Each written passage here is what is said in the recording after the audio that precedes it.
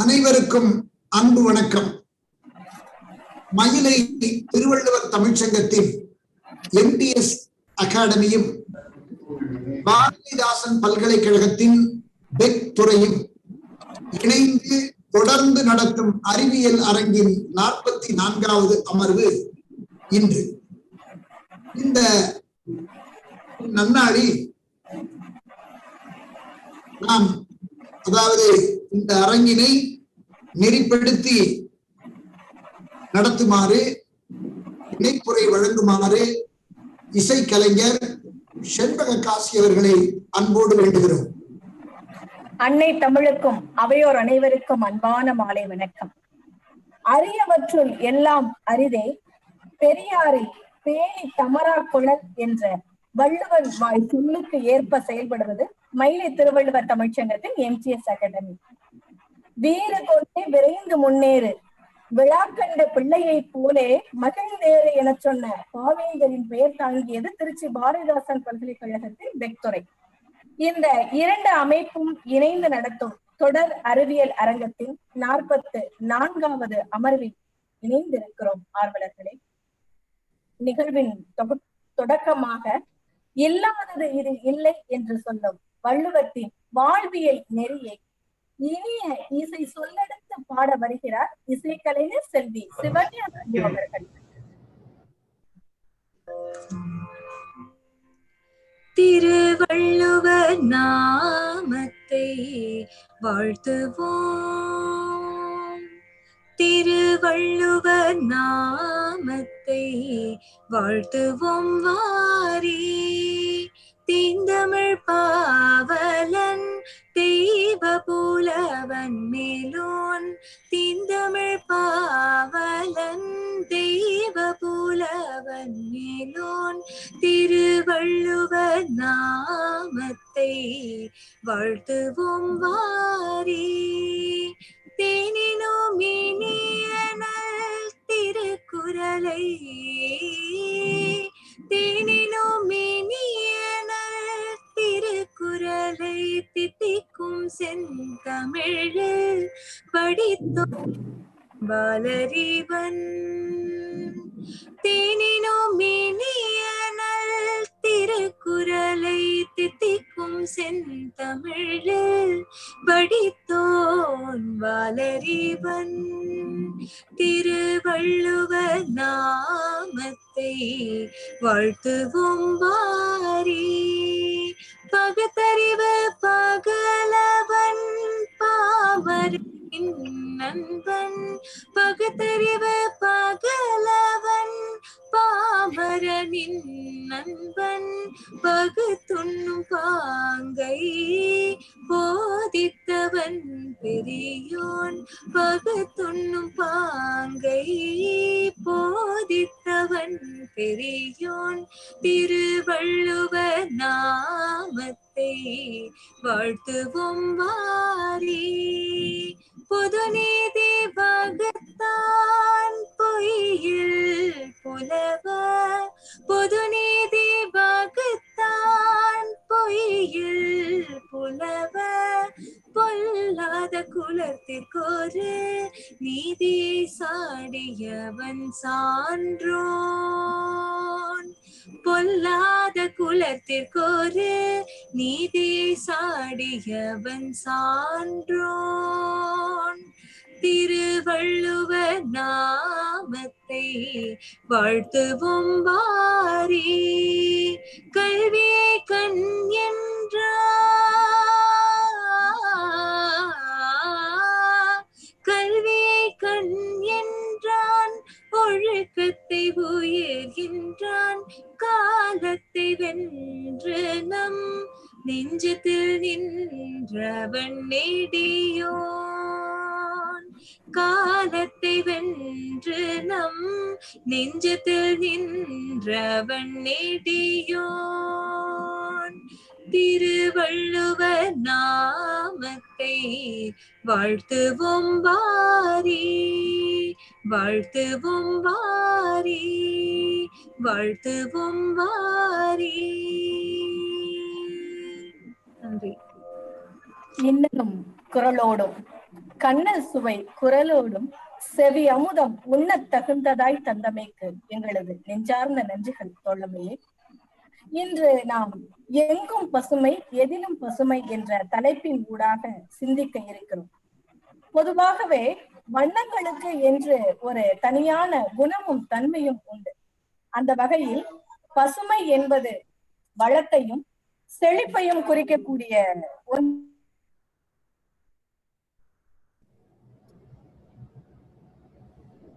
இந்த பசுமையானது கண்களுக்கு குளிர்ச்சியும் எண்ணங்களுக்கு அமைதியும் தரக்கூடிய ஒன்று. ஜூன் மாத துவக்கத்தில், அதாவது இம்மாதம் முதல் வாரத்தில் நாம் சூழல் பாதுகாப்பு வாரம் கொண்டாடினோம். அதை தொடர்ந்து என்றுமே நாம் கடைபிடிக்க வேண்டும் என்பதை சொல்வது போல இன்று நாம் பசுமையின் நலமும் வளமும் குறித்து இங்கு பேச கூடியிருக்கிறோம். இங்கு வந்திருக்கும் சிறப்பாளர்களையும் கேட்டு பயன்பெற வந்திருக்கும் ஆர்வலர்களையும் வரவேற்று பேச வருமாறு கலைமாமணி சேவாரத்னா டாக்டர் சேயோன் ஐயா அவர்களை அன்புடன் அழைக்கிறோம். அனைவருக்கும் அன்பு வணக்கம். மயிலை திருவள்ளுவர் தமிழ்ச்சங்கத்தின் MTS அகாடமியும் பாரதிதாசன் பல்கலைக்கழகத்தின் பெக் துறையும் இணைந்து தொடர்ந்து நடத்தும் அறிவியல் அரங்கின் 44வது அரங்கு இன்று. இந்த அரங்கினை அலங்கரித்து சிறப்பு உரை வழங்க வருகை தந்து பெருமை சேர்த்திருக்கின்றார் பாரதியார் பல்கலைக்கழகத்தின் துணைவேந்தர் பேராசிரியர் முனைவர் பி. காளிராஜ் ஐயா அவர்கள். அவர்களை நாம் அனைவரும் கரவொலி எழுப்பி வரவேற்று மகிழ்வோம். அன்பர்களே, பாரதியார் பல்கலைக்கழக துணைவேந்தர் பேராசிரியர் முனைவர் காளிராஜ் அவர்களே நான் 20 ஆண்டுகளுக்கு மேல் நன்கு அறிவோம். நம் மயிலை திருவள்ளுவர் தமிழ்ச்சங்கம் தமிழ்நாடு அறிவியல் தொழில்நுட்ப மையத்தில் நிகழ்த்திய மாநில அளவிலான ஒரு கருத்தரங்கு, திருக்குறளில் அறிவியல் தொழில்நுட்பம், science and technology in Thirukkural என்று ஒரு 20 ஆண்டுகளுக்கு முன்னர் நாம் ஒரு தேசிய கருத்தரங்கினை நிகழ்த்தினோம். அதில் டாக்டர் காளிராஜ் ஐயா அவர்கள் பங்கேற்று பயோடெக்னாலஜி பற்றி மிக அருமையாக பேசி தமிழில் பேசினார்கள். அவர்கள் பேசிய கட்டுரையை நாங்கள் அந்த கருத்தரங்கில் நிகழ்ந்த அனைத்து நிகழ்வுகளின் தொகுப்பையும் ஒரு நூலாக வெளியிட்டோம். என்ன தலைப்பு தெரியுமா? அதாவது அறிவியல் தொழில்நுட்ப வளர்ச்சியில் இந்தியா. அறிவியல் தொழில்நுட்ப வளர்ச்சியில் இந்தியா என்னும் தலைப்பில் பயோடெக், அதாவது உயிரி தொழில்நுட்பத்தில் நாம் எந்த நிலையில் இருக்கிறோம், இந்திய நாடு எப்படி வளர்ந்திருக்கின்றது, மற்ற நாடுகளை ஒப்பிடும் பொழுது எப்படி இருக்கிறது என்பதை பற்றி மிக அருமையான ஒரு உரையை நிகழ்த்தியவர் டாக்டர் பி. காளிராஜ் ஐயா அவர்கள். அவர்கள் இப்பொழுது பாரதியார் பல்கலைக்கழகத்தில் துணைவேந்தராக இருப்பது நமக்கு பெரும் பெருமையை தருகின்றது. ஒரு வாரங்களுக்கு முன்னதுதான் நம் அரங்கிலே தலைமை உரையாற்றி அனைவரையும் மகிழ்வித்தார்கள். அவர்கள் தலைமை உரையே ஒரு சிறப்புரை போன்று அமைந்ததால் தான் ஐயா நீங்கள் ஒரு சிறப்புரை தர வேண்டும் என்று கூறினோம். எனக்கு நெடுநாளைய எண்ணம் என்றவென்றால் கெமிஸ்ட்ரி, கிரீன் கெமிஸ்ட்ரி என்பார்கள், பசுமை வேதியியல். நான் துணைவேந்தரிடம் வேண்டினேன், ஐயா பசுமை வேதியியல் பற்றி பேசுங்களேன். இப்ப என்ன தலைப்பு என்று யோசிக்கும் பொழுது எங்கும் பொது பசுமை எதிலும் பசுமை, பசுமையான நினைவுகள் என்று கூறுவோம். பசுமைக்கு அவ்வளவு அழுத்தமும் ஆழமும் வேகமும் விறுவிறுப்பும் துருதுருப்பும் மிடுமிடுக்கும் உள்ளதுதான் பசுமை.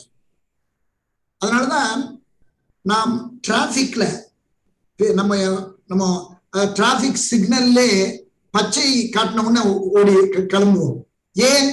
அந்த பசுமை தான் நல் ஓட்டத்திற்கு, நீரோட்டத்திற்கு நமக்கு பெரும் துணையாக இருக்கின்றது.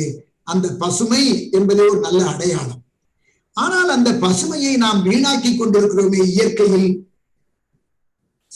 இயற்கையின் அழகையெல்லாம் சிற்றூரில் காண இயலும், செயற்கையின் அழகையெல்லாம் பட்டணம் தெரிய காட்டும். இது பாவேந்தர் பாரதிதாசனுடைய கவிதை வரி. அந்த மாதிரி இயற்கையின் எழில் கொஞ்சும் பசுமையை வீடுகளை கட்டி நாம் வீணாக்குகிறோமே. பல இடங்களில், பல கிராமங்களில், பல பல குள நீர் தூர்ந்து போன குளங்களில் எல்லாம் இன்று அடுக்குமாடி கட்டடங்கள் வந்து விட்டன. இதையெல்லாம் எண்ணி பார்க்க தூண்டுவதுதான் இன்றைய நிகழ்ச்சி. இந்த நிகழ்ச்சிக்கு வருகை பெருமை சேர்த்திருக்கின்ற பாரதியார் பல்கலைக்கழக துணைவேந்தர் பேராசிரியர் முனைவர் பி காளிராஜ் அவர்களை நாம் மீண்டும் கரவொலி எழுப்பி வரவேற்று மகிழ்வோம். இந்த நிகழ்விற்கு தலைமையேற்று பெருமை சேர்க்க வந்திருக்கின்றார் தமிழ்நாடு அரசின் முன்னை அரசு செயலாளர். நான் சொன்ன உடனே விளக்க போடுறாரு பாருங்க, அதுதான் ராஜரத்னம் அவர்கள். ராஜரத்னம் அவர்களை பலரும் அறிவார்கள். அவர் நாடறிந்த நல்ல, அதாவது அரசு பணி மேலா, அதுவும் அவங்க முதலமைச்சர் அந்த செயலராக இருந்திருக்கின்றார்கள். பல்வேறு துறைகளில் பணியாற்றி முத்திரை பதித்த வித்தகர்.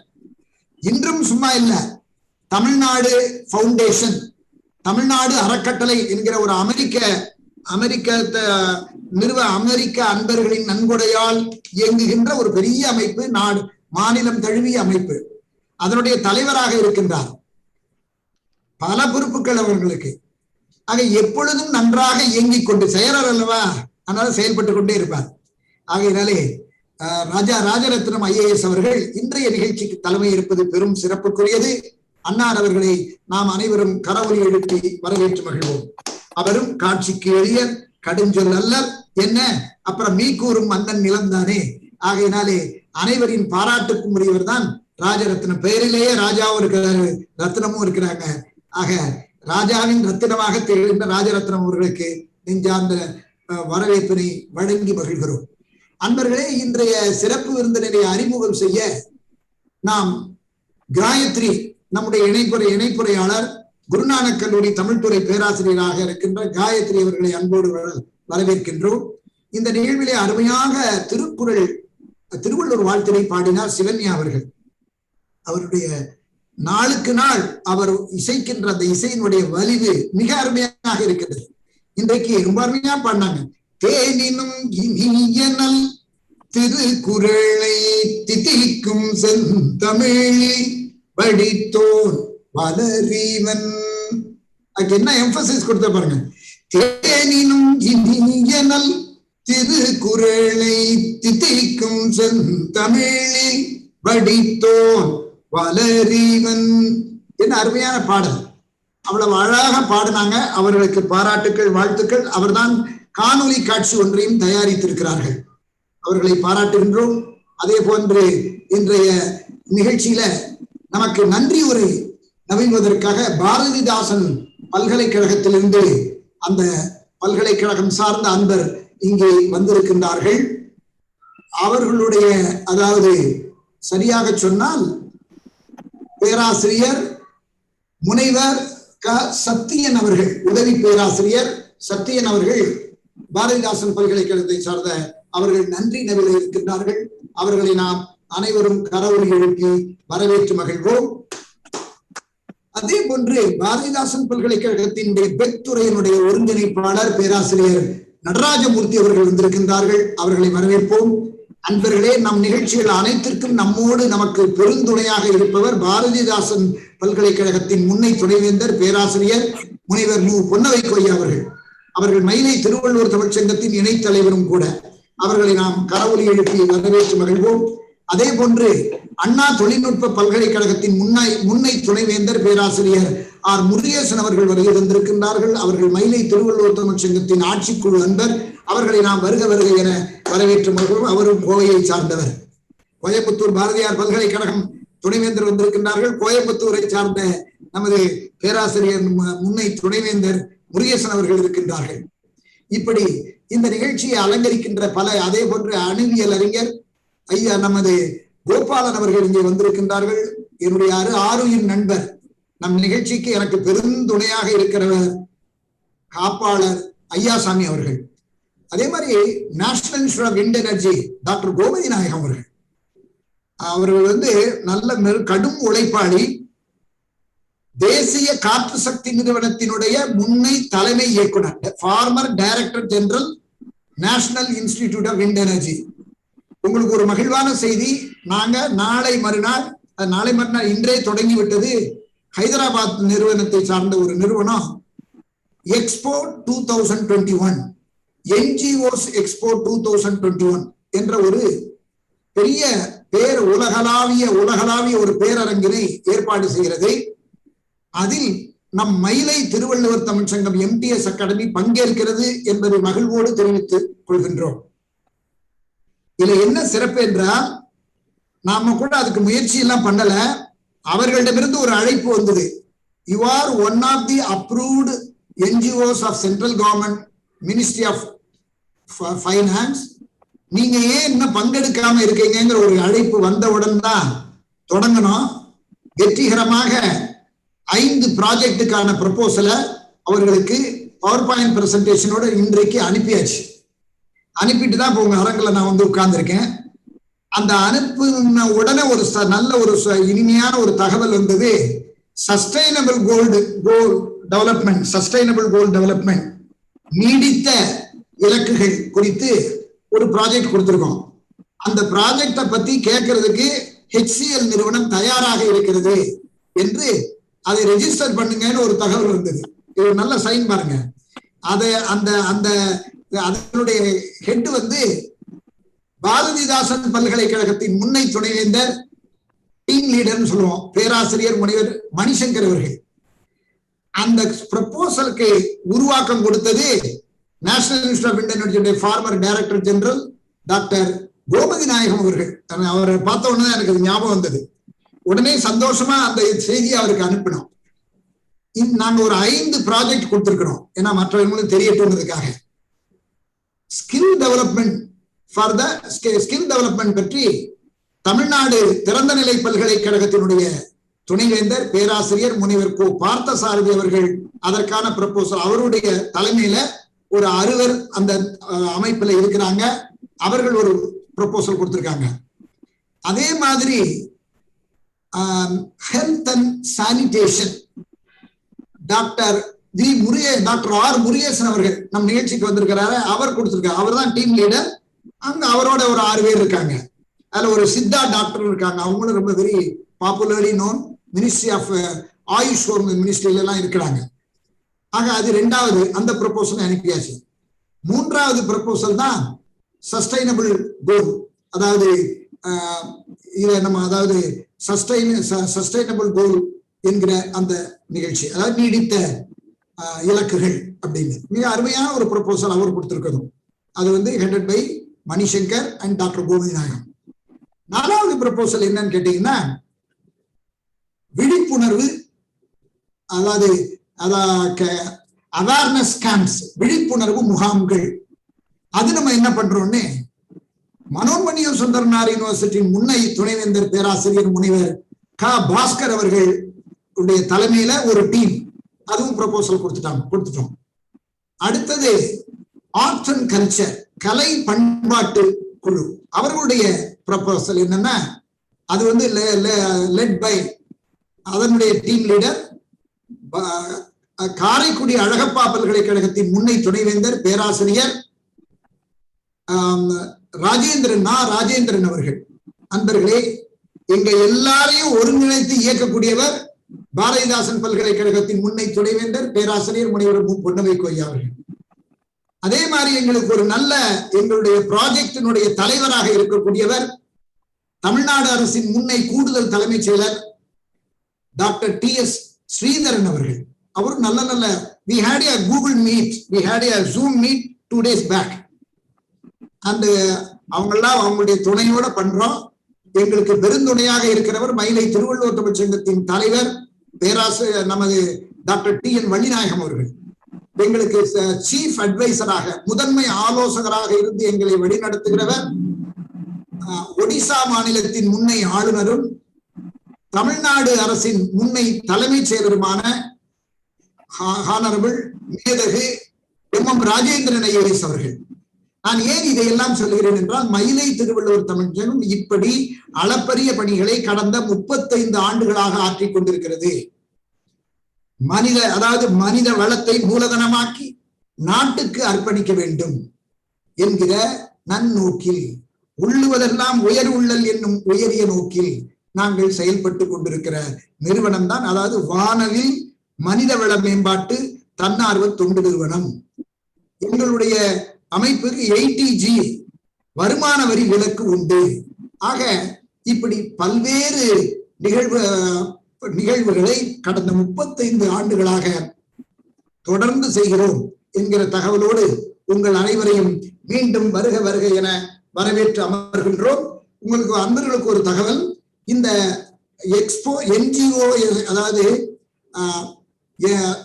குளோபல் NGO எக்ஸ்போ 2021 வெப்சைட்ல போய் பாத்தீங்கன்னா பார்க்கலாம். நீங்க பப்ளிக் என்ட்ரி உண்டுன்னு நினைக்கிறேன், நீங்க பாருங்க. அதுல போய் பார்த்தா இன்று நாளை மறுநாள் 25 இருந்து 28ஆம் தேதி வரை அந்த நிகழ்ச்சி நடக்கின்றது. எங்களுடைய ஸ்லாட்டு ஞாயிற்றுக்கிழமை காலையில 9 மணில இருந்து இரவு 9 மணி வரை 12 மணி நேரம் எங்களுக்கு நேரம் கொடுத்திருக்காங்க. எனி டைம், அதாவது that is a meeting point, interaction between the donors and the proposal providers, NGOs. இந்த NGOs அவங்க ப்ரொபோசலை கொடுக்குறாங்க. இந்த என்னென்ன ப்ரொபோசல் அட்ராக்டிவா இருக்குதுங்கிறத டோனர்ஸ், அப்புறம் CSR ஃபண்ட்ஸ் கொடுக்குறவங்க, பிலாந்தரபிஸ்ட், ட்ரஸ்டீஸ் அவங்க எல்லாம் வராங்க. இது இன்னைக்கே தொடங்கிட்டாங்க. 25, 26, 27, 28 திங்கட்கிழமை 28ஆம் தேதி இந்த 4 நாட்களும் நடக்கிறது என்ற தகவலை சொல்கிறோம். யார் யாருக்கு முடியுமோ வந்து பாருங்கள், நன்றாக இருக்கும். நல்லதொரு வாய்ப்பு, நழுவ விடாதீர்கள் என்று சொல்லி மீண்டும் அனைவரையும் கரம் கூப்பி சிரம் தாழ்த்தி வருக வருக என வரவேற்று மகிழ்கின்றோம். நன்றி, வணக்கம். மிக்க நன்றி ஐயா. வளர்ச்சி பாதையில் நாள்தோறும் முன்னேற்றத்தை நோக்கி நடைபெற்றுக் கொண்டிருக்கும் நமது மயிலை திருவள்ளுவர் தமிழ்ச்சங்கத்தின் இந்த கிறிஸ்டிய சங்கத்தில் இனிக்கும் பல நல்ல செய்திகளை இந்த அமர்வில் பகிர்ந்து கொண்டு அதோடு இன்றைய நாளுக்கான வரவேற்பையும் இனிதாக வழங்கிய எங்களுக்கு நன்றிகள். அடுத்ததாக பூந்தண்டலத்தில் ஒரு பூஞ்சோலை சொல்லோவியம், இதில் ஒளி வண்ணம் தம்பகாசி. இத தலைமை உரைக்கு அப்புறம் போடலாம், முதல்ல தலைமை உரை கேட்டு. சரிங்க சரிங்க. சரி, நிகழ்வின் துவக்கமாக இது தலைமை உரைக்கான நேரம். பொதுவாக நேரமும் வாய்ப்பும் எல்லோருக்கும் எப்போதும் இருந்து கொண்டேதான் இருக்கின்றன. ஆனால் முயற்சி எடுப்பவர்கள் மட்டும்தான் தாங்கள் நினைத்ததை அடைகின்றார்கள். இப்போது நாம் வரவேற்புரையில் நாம் கேட்டது போல அனைவரின் ஒட்டுமொத்த முயற்சியும் எப்படி ஒரு நல்ல வாய்ப்பை நமக்கு கொடுத்திருக்கிறதோ அது போல இது ஜேம்ஸ் ஆலன் என்பவர் சொன்ன கூற்று.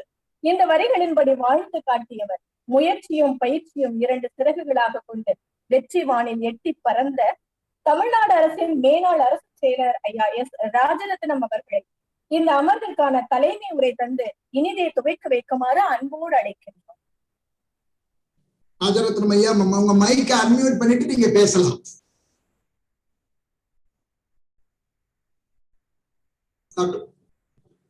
ராஜரத்னம் ஐயா அவர்களே, நீங்க மைக்கை அன்மியூட் பண்ணிட்டு நீங்க பேசலாம். இப்ப இருந்தாங்களே, அவங்க இணைப்பு திடீர்னு துண்டிக்கப்பட்டிருக்கு.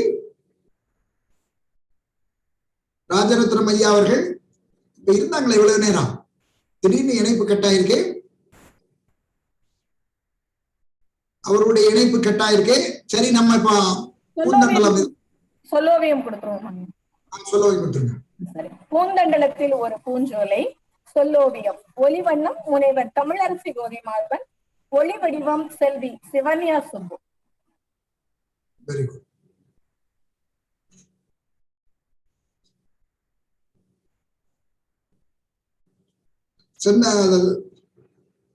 தமிழரசி நீங்க ஆரம்பிச்சிருங்க, அது பாட்டுக்கு போயிட்டு இருக்கும் பேக்ரவுண்ட்ல. You start.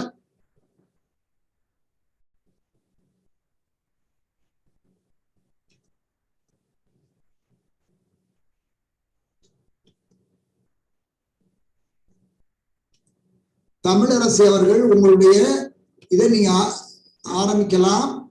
தமிழரசி உங்க மைக்கை அன்மியூட் பண்ணியாச்சு, நீங்க அன்மியூட் பண்ணிட்டு படிங்க. தமிழரசி இப்பதான் அன்மியூட் ஆயிடுச்சுங்க. அனைவருக்கும் வணக்கம். பூந்தண்டலம். பூந்தண்டலத்தில் ஒரு பூஞ்சோலை. அழகிய பூந்தண்டலத்தில் ஒரு அற்புத திருக்குறள் பூஞ்சோலை. கடையேழு வள்ளல்கள் வாழ்ந்த புண்ணிய பூமி நம் தமிழ் பூமி.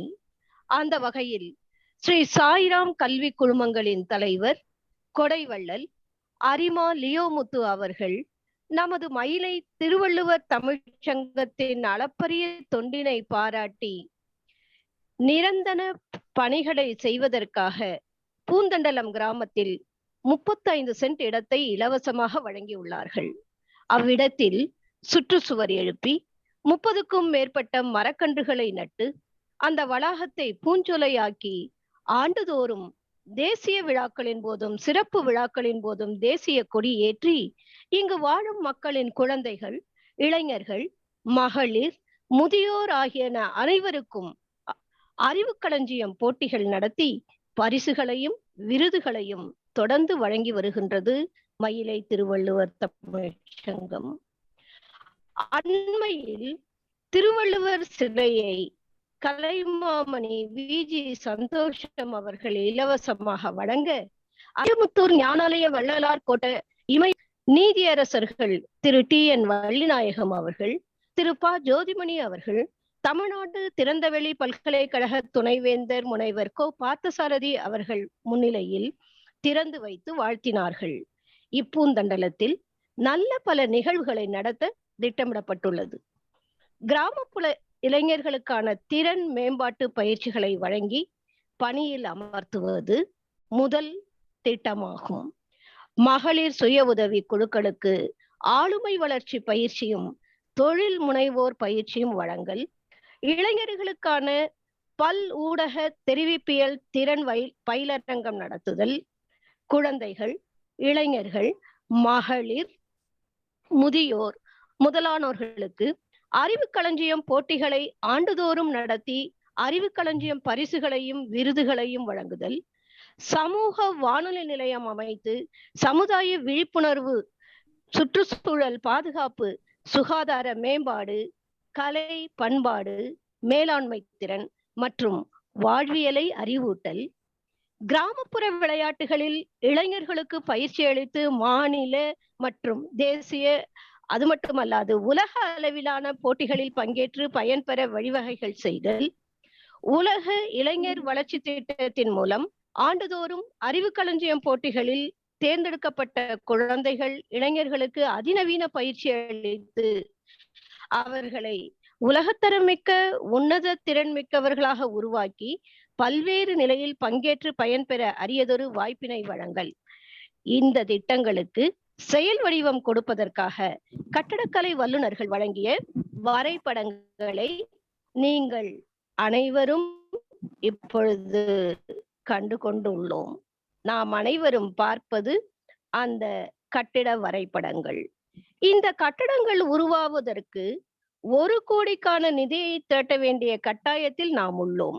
அதற்காக 100 கொடையாளர்களை இனங்கண்டு ஆளுக்கு 1 லட்சம் பெற்றால் அதனை மிக எளிதில் சேர்த்து விடலாம் என்ற நம்பிக்கை உறுதியாக உள்ளது.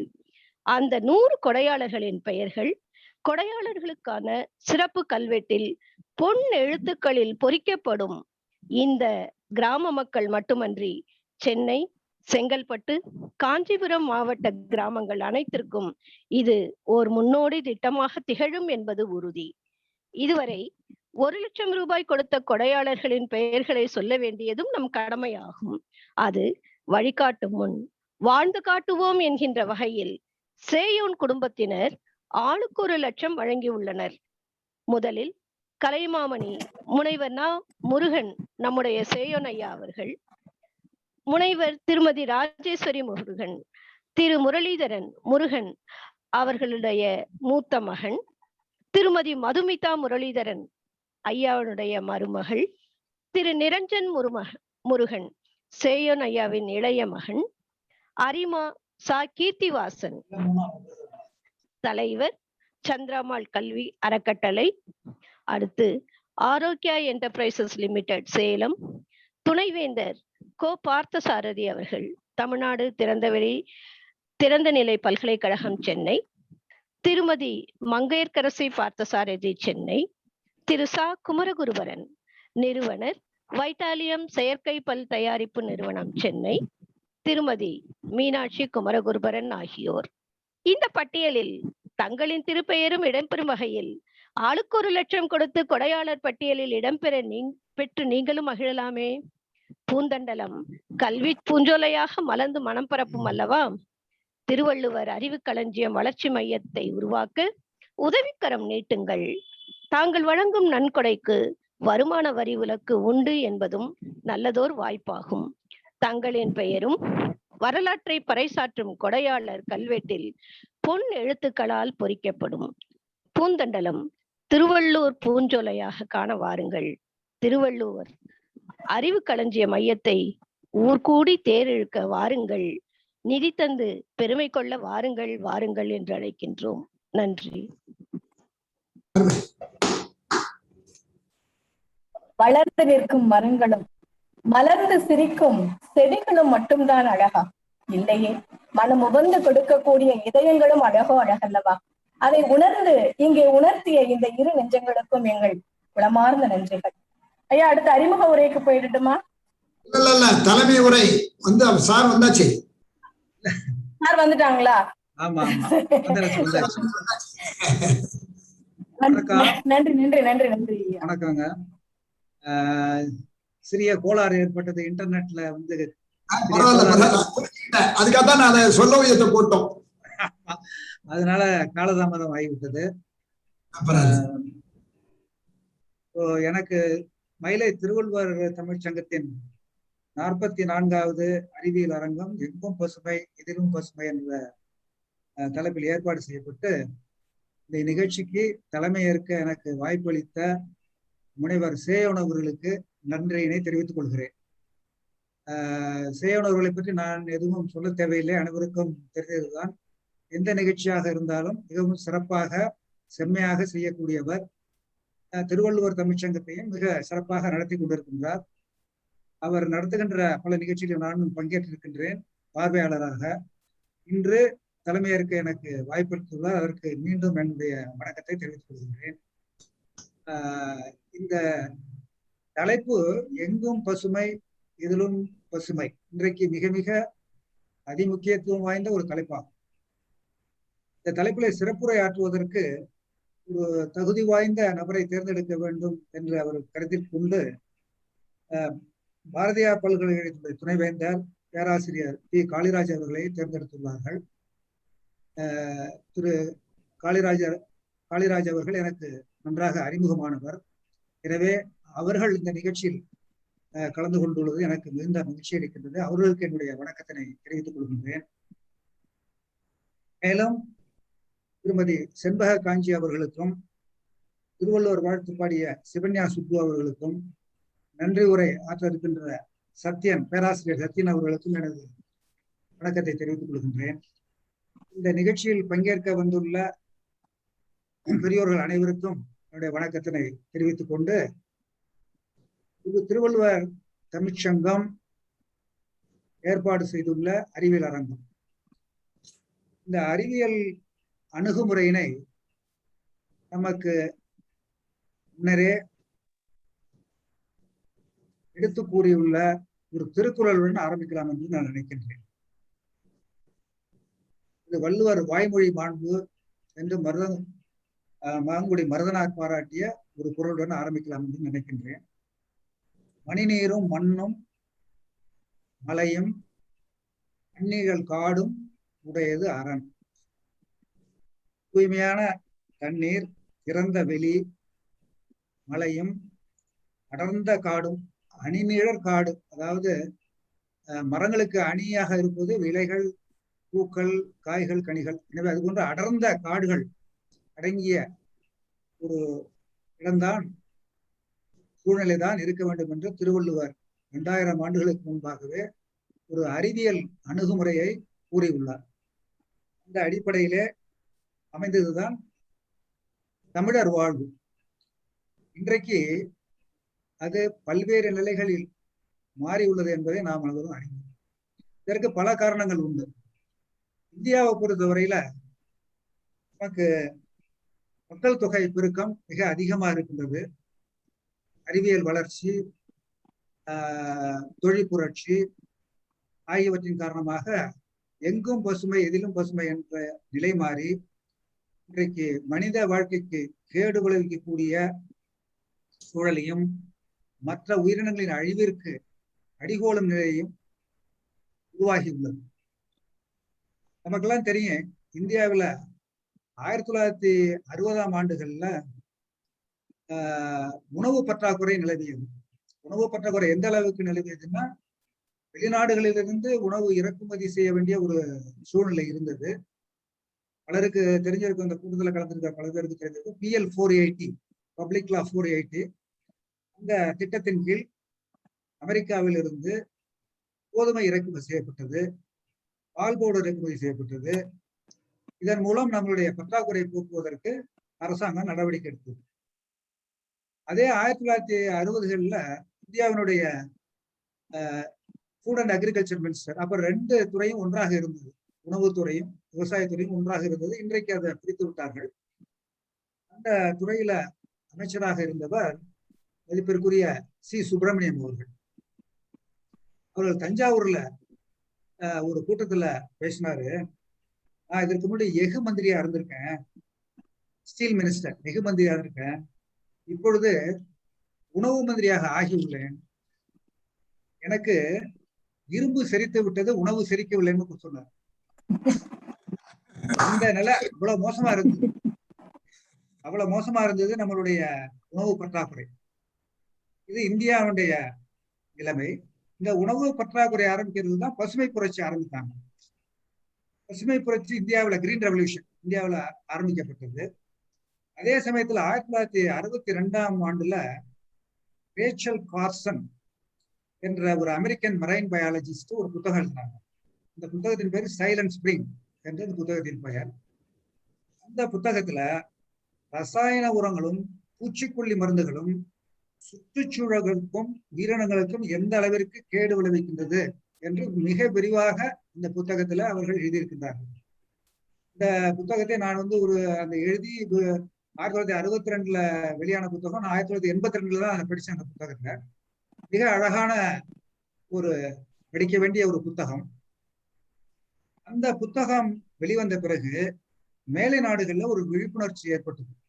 இந்த ரசாயன உரங்களை உபயோகிக்கிறது, அதை உற்பத்தி செய்யறது, அதே மாதிரி பூச்சிக்கொல்லி மருந்துகளை உற்பத்தி செய்யறது, அதை உபயோகிக்கிறது, இது குறைக்க வேண்டும் என்ற ஒரு எண்ணம் எல்லாருக்கும் ஏற்பட ஆரம்பித்தது. குறிப்பாக அமெரிக்காவில், ஐரோப்பிய நாடுகள்ல இந்த எண்ணம் வந்தது. இது அந்த சமயத்துல அங்க அவேர்னஸ் அதே சமயத்துல இந்தியாவுல கிரீன் ரெவல்யூஷன் நம்ம அதிகமா பூச்சிக்கொல்லி மருந்தும் ரசாயன உரங்களும் உபயோகிக்க ஆரம்பிச்சோம். நம்ம ஊர்ல எப்பொழுதுமே ஒரு பொருள்ல அதுவும் வெளிநாட்டில இருந்து வருகின்ற பொருள் என்றால் அதன் மேல் அதிக ஆசை வைப்பது நம்மளுடைய வழக்கம். இந்த வகையில பூச்சிக்கொல்லி மருந்து, ரசாயன உரங்களை மிக அதிக அளவில் நமது விவசாயிகள் உபயோகிக்க ஆரம்பித்தார்கள். இது பற்றி ஒரு தடவை நமது பசுமை வேளாண் விஞ்ஞானி நம்மாழ்வார் அவர்கள் கூட்டத்தில் சொன்னாரு. அவர் விவசாய கல்லூரியில் படிக்கும் பொழுது, நான் விவசாய கல்லூரியில் படிக்கும் பொழுது வெளிநாட்டிலிருந்து வந்த விவசாய அறிஞர்கள், வல்லுநர்கள் ரசாயன உரமூட்டையை காண்பித்து, இது யூரியா, இதை உபயோகித்தீங்கன்னா உங்களுடைய விவசாயம் நல்ல முறையில செழிக்கும், உங்களுக்கு உணவு உற்பத்தி அதிகமாகும்னு எங்கள்கிட்ட சொன்னாங்க. அதாவது ஸ்டூடெண்ட்ஸ் கிட்ட. அதே உரமூட்டைய அதே விஞ்ஞானிகள் விவசாயிகள்கிட்ட காமிக்கும் பொழுது, இது உப்பு, இந்த உப்பை போட்டீங்கன்னா உங்களுக்கு உற்பத்தி பெருகும், உங்களுக்கு அதிக மகசூல் கிடைக்கும், அதன் மூலம் அதிக லாபம் கிடைக்கும் என்று ஆசை காட்டினார்கள். நாம் மோசம் போய்விட்டோம்னு சொன்னார். அழகா சொன்னார். அதுதான் இன்றைக்கு நிலைமை.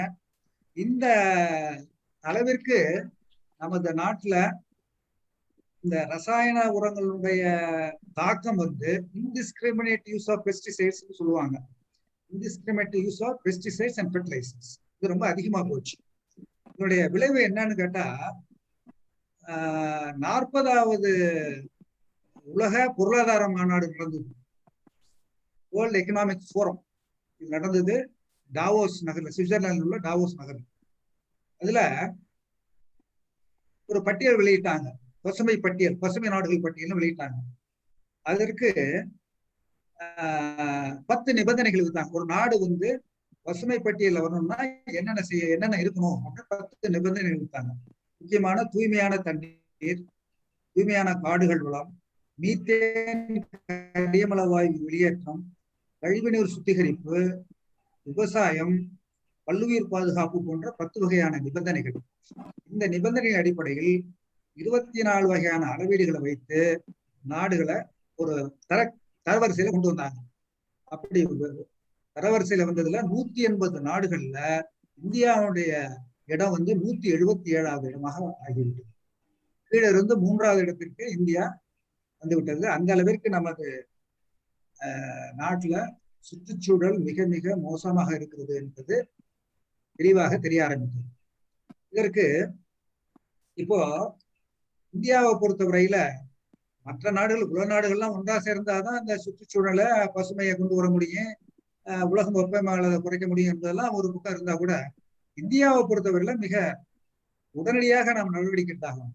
ஏன்னா இந்தியாவில் வாகன புகை அதிகம், பூச்சிக்கொல்லி மருந்து, ரசாயன உரம் உபயோகிக்கிறது அதிகமா இருக்கு, வெஹிக்கிள் எமிஷன் அதிகமா இருக்கு. அதனால இதையெல்லாம் குறைப்பதற்கு நமது இந்திய அரசாங்கம் நடவடிக்கை எடுத்து வருகிறது, தமிழக அரசும் நடவடிக்கை எடுத்து வருகிறது.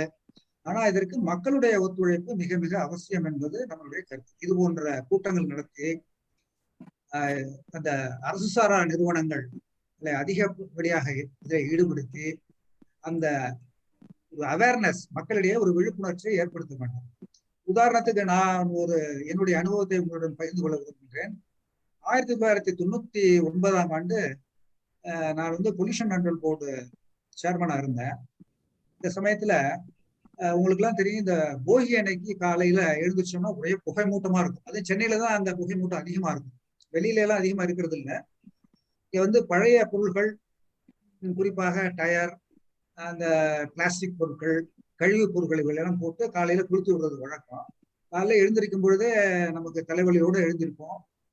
பல நேரங்கள்ல விமானங்கள் கீழே இறங்குவது கூட கடினமாக இருக்கின்ற ஒரு சூழ்நிலை உருவாகி இருந்தது.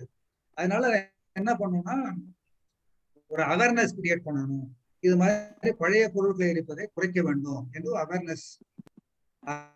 அந்த அளவிற்கு ஒரு வரவேற்பு கிடைக்கவில்லை. ஆனால் ஆண்டு காலமாக அது நடத்தி இப்பொழுது அந்த ஏர் குவாலிட்டி மானிட்டர் பண்ணும் பொழுது அது ஓரளவு அந்த வாகன புகை குறைந்திருக்கிறது என்று கூறுகின்றார்கள். இது தொடர்ந்து இந்த நமது ஊர்ல தொடர்ந்து இந்த அவேர்னஸ் ப்ரோக்ராம் நடந்து கொண்டே இருக்க வேண்டும். இதற்கு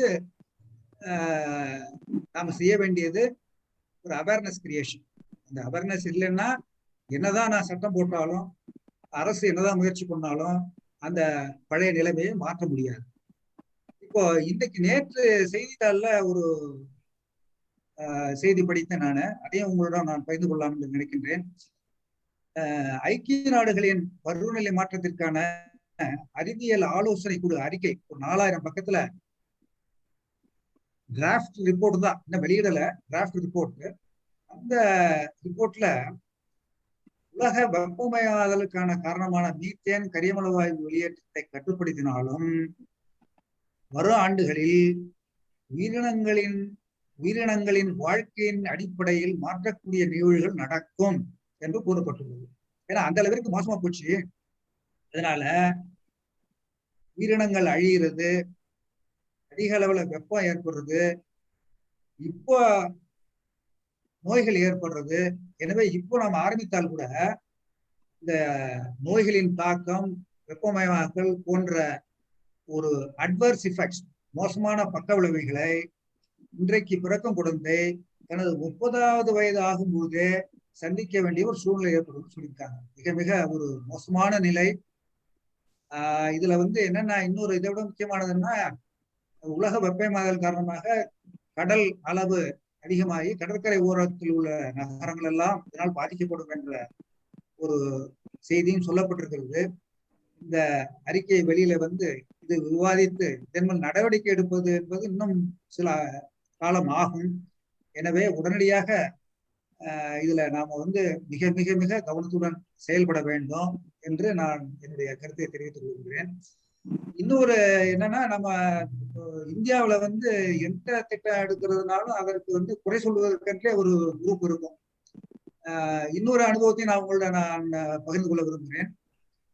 2000 ஆண்டுல நான் டெல்லிக்கு ஒரு தடவை சென்றிருந்த பொழுது அங்கிருந்த செயலாளர் எங்க சொன்னாரு, இது மாதிரி சென்ட்ரல் பொல்யூஷன் கண்ட்ரோல் போர்டுல ஓரளவு நிதி இருக்கு, அந்த நிதியில கொஞ்சத்தை உங்கள்கிட்ட கொடுக்குறோம், அந்த இதை வச்சு பொல்யூஷன் கண்ட்ரோல் மெஷர்ஸ் ஏதாவது எடுங்க, சென்னை நகரத்துக்கு மட்டும் ஏதாவது பொல்யூஷன் கண்ட்ரோல் மெஷர்ஸ் எடுங்க அப்படின்னு என்கிட்ட சொன்னாரு.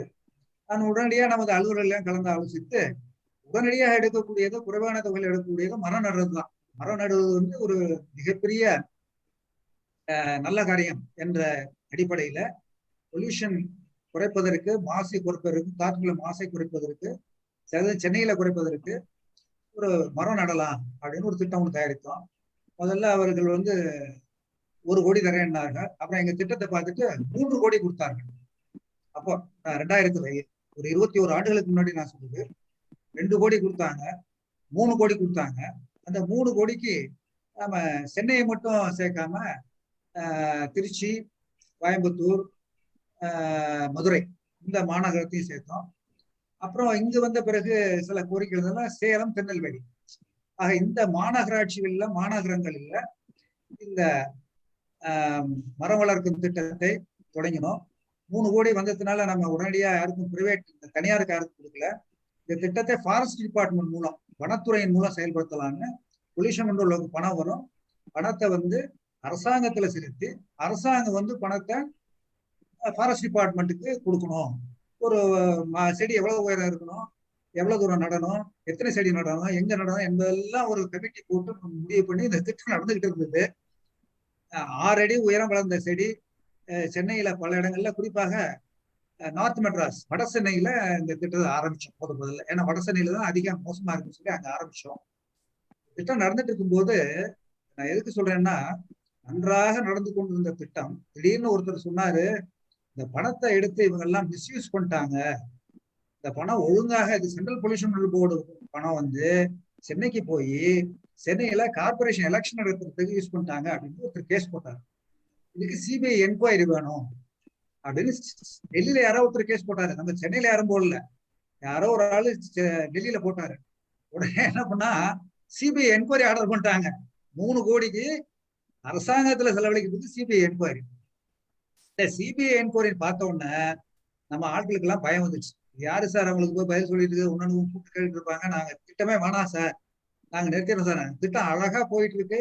சென்னையில பாதி இடத்துல ஏற்கனவே செடிகள்லாம் நடப்பட்டு விட்டது. அது மாதிரி மற்ற நகரில் நடப்பட்டு விட்டது. ஏறக்குறைய 1,90,00,000 ரூபாய் செலவழிச்சிட்டோம். அந்த கேஸ் நடக்கும் பொழுது மீதம் உள்ள பணத்தை செலவழிச்சு மற்ற இடங்களை கவர் பண்ணணும். திட்டம் அப்படியே குறைஞ்சு போச்சு. சிபிஐ என்கொயரி வந்தது. சிபிஐ ஆட்கள்லாம் வந்து இந்த செடி 6 அடி இருக்கா, எத்தனை செடி நட்டாங்க, எத்தனை செடி உயிரோட இருக்கு, இதுக்கு யாரு பொறுப்பு அப்படின்னு ஒண்ணா என்கொயரி 1 வருஷம் நடந்தது. இதுக்கிடையே டெல்லி ஹைகோர்ட்ல கேஸ். நான் டெல்லிக்கு மட்டும் 4 தடவை போயிட்டு வந்தேன் அந்த கேஸ் நடக்கும் பொழுது. இதுலயே நேரம் போயிடுச்சு. இந்த மரம் நடுறது அப்படியே நின்று போச்சு. இதுக்கிடையில திட்டம் ஒரு பீரியடுக்குள்ள திட்டம் நடத்தணும்னு சொல்லியிருந்தாங்க. அந்த பீரியடும் முடிஞ்சு போச்சு. அதனால திட்டம் அப்படியே நின்று போச்சு. மரம் நட்டுறதுதான் மிச்சம். பணத்தை வந்து திரும்ப சென்ட்ரல் பொல்யூஷன் கண்ட்ரோலுக்கு திருப்பி கொடுத்துட்டோம். எதுக்கு இதை சொல்றேன்னா, நம்ம ஊர்ல ஒரு திட்டம் செயல்படுத்துவது வந்து மிக மிக சிரமமான காரியம். அதனால இந்த ஏற்கனவே திருவள்ளுவர் சொன்னது மாதிரி மணிநீரும் மண்ணும் மலையும் மணிநீரும் காடும் உடையது அரண் என்ற ஒரு நிலைமை திரும்ப வர வேண்டும் என்றால் உடனடியாக அரசும் மற்ற நிறுவனங்களும் பொதுமக்களும் இணைந்து ஒரு எங்கும் பசுமை இதிலும் பசுமை என்ற நிலையை உருவாக்குவதற்கு பாடுபட வேண்டும் என்று கூறிக்கொண்டு எனக்கு வாய்ப்பு அளித்த திருவள்ளுவர் தமிழ் சங்கத்திற்கும் திரு ஸ்ரேயன் அவர்களுக்கும் எனது நன்றியை கூறி விடைபெறுகிறேன். நன்றி. நன்றி, மிக்க நன்றி ஐயா. பொதுவாக நினைவுகள் பசுமை என்று சொன்னால் அதை போல அதை பகிர்வதும் கூட ஒரு வகையில் பசுமைதான். வள்ளுவத்தையும் வாழ்வியலையும் உங்கள் சொல் வித்தையில் கொண்டு வந்து அருமையான ஒரு தலைமை உரையை தந்தமைக்கு எங்களது நெஞ்சம் நிறைந்த நன்றிகள். அடுத்ததாக சிறப்புரையாளரை அறிமுகப்படுத்தும் நேரம் இது. காற்றலைகளில் கவி படித்து, கல்லூரியில் தமிழ் பணி எடுத்து, கலைகளிலே பொது சிந்தனை சிலை வடிப்பவர், தனக்கென ஒரு தனித்திறன் கொண்ட வணக்கத்திற்குரிய பேராசிரியர் பெருந்தகை, குருநானக் கல்லூரியின் தமிழ்துறை பேராசிரியர் முனைவர் காயத்ரி பிரபு அவர்கள் தான் இன்றைய சிறப்புரையாளர் குறித்து நம்மிடையே அறிமுக உரை தர இருக்கிறார். மணித்துளிகளுக்கு கூட மகுடம் சூட்டி எடுத்துக்கொண்ட எந்த ஒரு செயலையும் திறம்பட முடிக்கக்கூடிய உறுதிப்பாடுடைய தோழமை அவர்களை அறிமுக உரையாற்ற அன்போடு அழைக்கிறோம். அனைவருக்கும் வணக்கம். மயிலை திருவள்ளுவர் தமிழ்ச்சங்கம் MTS அகாடமியும் திருச்சி பாரதிதாசன் பல்கலைக்கழகத்தின் பெக் துறையும் இணைந்து நடத்தும் 44வது அறிவியல் அரங்கத்தில் எங்கும் பசுமை எதிலும் பசுமை என்னும் பொருண்மையில் இன்றைக்கு நடந்தேறிக் கொண்டிருக்கிறது. சிறப்புரை ஆற்ற நம்முடைய மேதகு மாண்பவை துணைவேந்தர் ஐயா அவர்கள் இவ்விடத்தே எழுந்தருளி இருக்கின்றார். அவர்களை அறிமுகப்படுத்தக்கூடிய அற்புதமான ஒரு தருணம் இன்றைக்கு அறிமுக உரை ஒரு பொன்னான வாய்ப்பாக வாய்த்திருக்கிறது. பெருமை அடைகிறேன். ஐயா அவர்கள் சிறந்த ஆராய்ச்சி அறிவும் கல்வி அனுபவமும் கொண்டவர். இவருடைய பணி 1981 தொடங்கி கிட்டத்தட்ட 40 வருடங்களாக நிமிர்ந்த நன்னடையோடு நேர்கொண்ட பார்வையோடு செயல்பட்டு கொண்டிருக்கிறது. அண்ணா பல்கலைக்கழகத்தின் உயிரி தொழில்நுட்ப மையத்தின் மருத்துவ விஞ்ஞானி பணியிலிருந்து மாண்பவை துணைவேந்தராக பதவியேற்றார். பிறகு இவருடைய நெறி ஆள்கையின் கீழ் 42 மாணவர்கள் முனைவர் பட்டம் பெற்றிருக்கின்றார்கள். ஆய்விதழ்களில் 92 கட்டுரைகளையும் 70 கருத்தரங்க நிகழ்வுகளில் தன்னுடைய பங்களிப்பையும் பணியாற்றி இருக்கின்றார். ஜெர்மன், லண்டன், UK, USA உள்ளிட்ட 13 பன்னாட்டு நிறுவனங்களோடு கூட்டாக செயல்பட்டு பங்களிப்பை வழங்கி இருக்கின்றார். பல்வேறு முகமைகளின் நிதி நல்கையுடன் 19 ஆய்வு திட்டங்களை மேற்கொண்டு மிக சிறப்பாக வெற்றிகரமாக முடித்திருக்கின்றார்.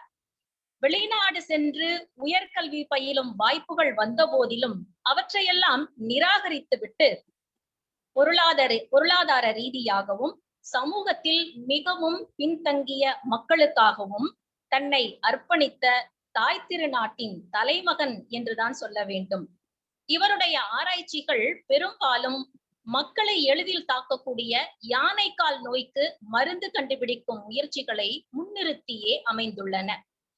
ஐயாவின் அயராத ஆராய்ச்சியின் பயனாக 3 காப்புரிமைகள், அதாவது ஆங்கிலத்தில் பேடன்ட் என்று சொல்லுவார்கள், அத்தகைய 3 காப்புரிமைகளையும் ஒரு வணிகமயமாக்கப்பட்ட தயாரிப்பையும் பெற்றவர். 2 நிமிடங்களில் நோயை கண்டறியக்கூடிய கருவி ஐயாவினுடைய கைவண்ணத்தில் உருவான ஒரு உயரிய படைப்பு. இக்கருவி இந்தியா மற்றும் ஆப்பிரிக்க சந்தைகளில் பேரோடும் புகழோடும் விளங்கி கொண்டிருக்கிறது என்றால் பெருமைதானே. அண்ணா பல்கலைக்கழகத்திலிருந்து கோவை பாரதியார் பல்கலைக்கழகத்தின் துணைவேந்தராக மிக சீரோடும் சிறப்போடும் பதவியேற்றார். பல்கலைக்கழகங்களின் தர வரிசை பட்டியலில் பாரதியார் பல்கலைக்கழகத்திற்கு 13ஆம் இடத்தை பெற்று தந்தார். பிறகு NIRF, அதாவது நேஷனல் இன்ஸ்டிடியூட் ரேங்கிங் ஃப்ரேம்வொர்க் என்று சொல்லுவார்கள், தேசிய நிறுவன தரவரிசை கட்டமைப்பு, அதாவது இந்திய அமைச்சகத்தினுடையது. அந்த பிரிவில் இந்த பல்கலைக்கழகத்திற்கு 21ஆம் இடத்தை பெற்று தந்திருக்கிறார்.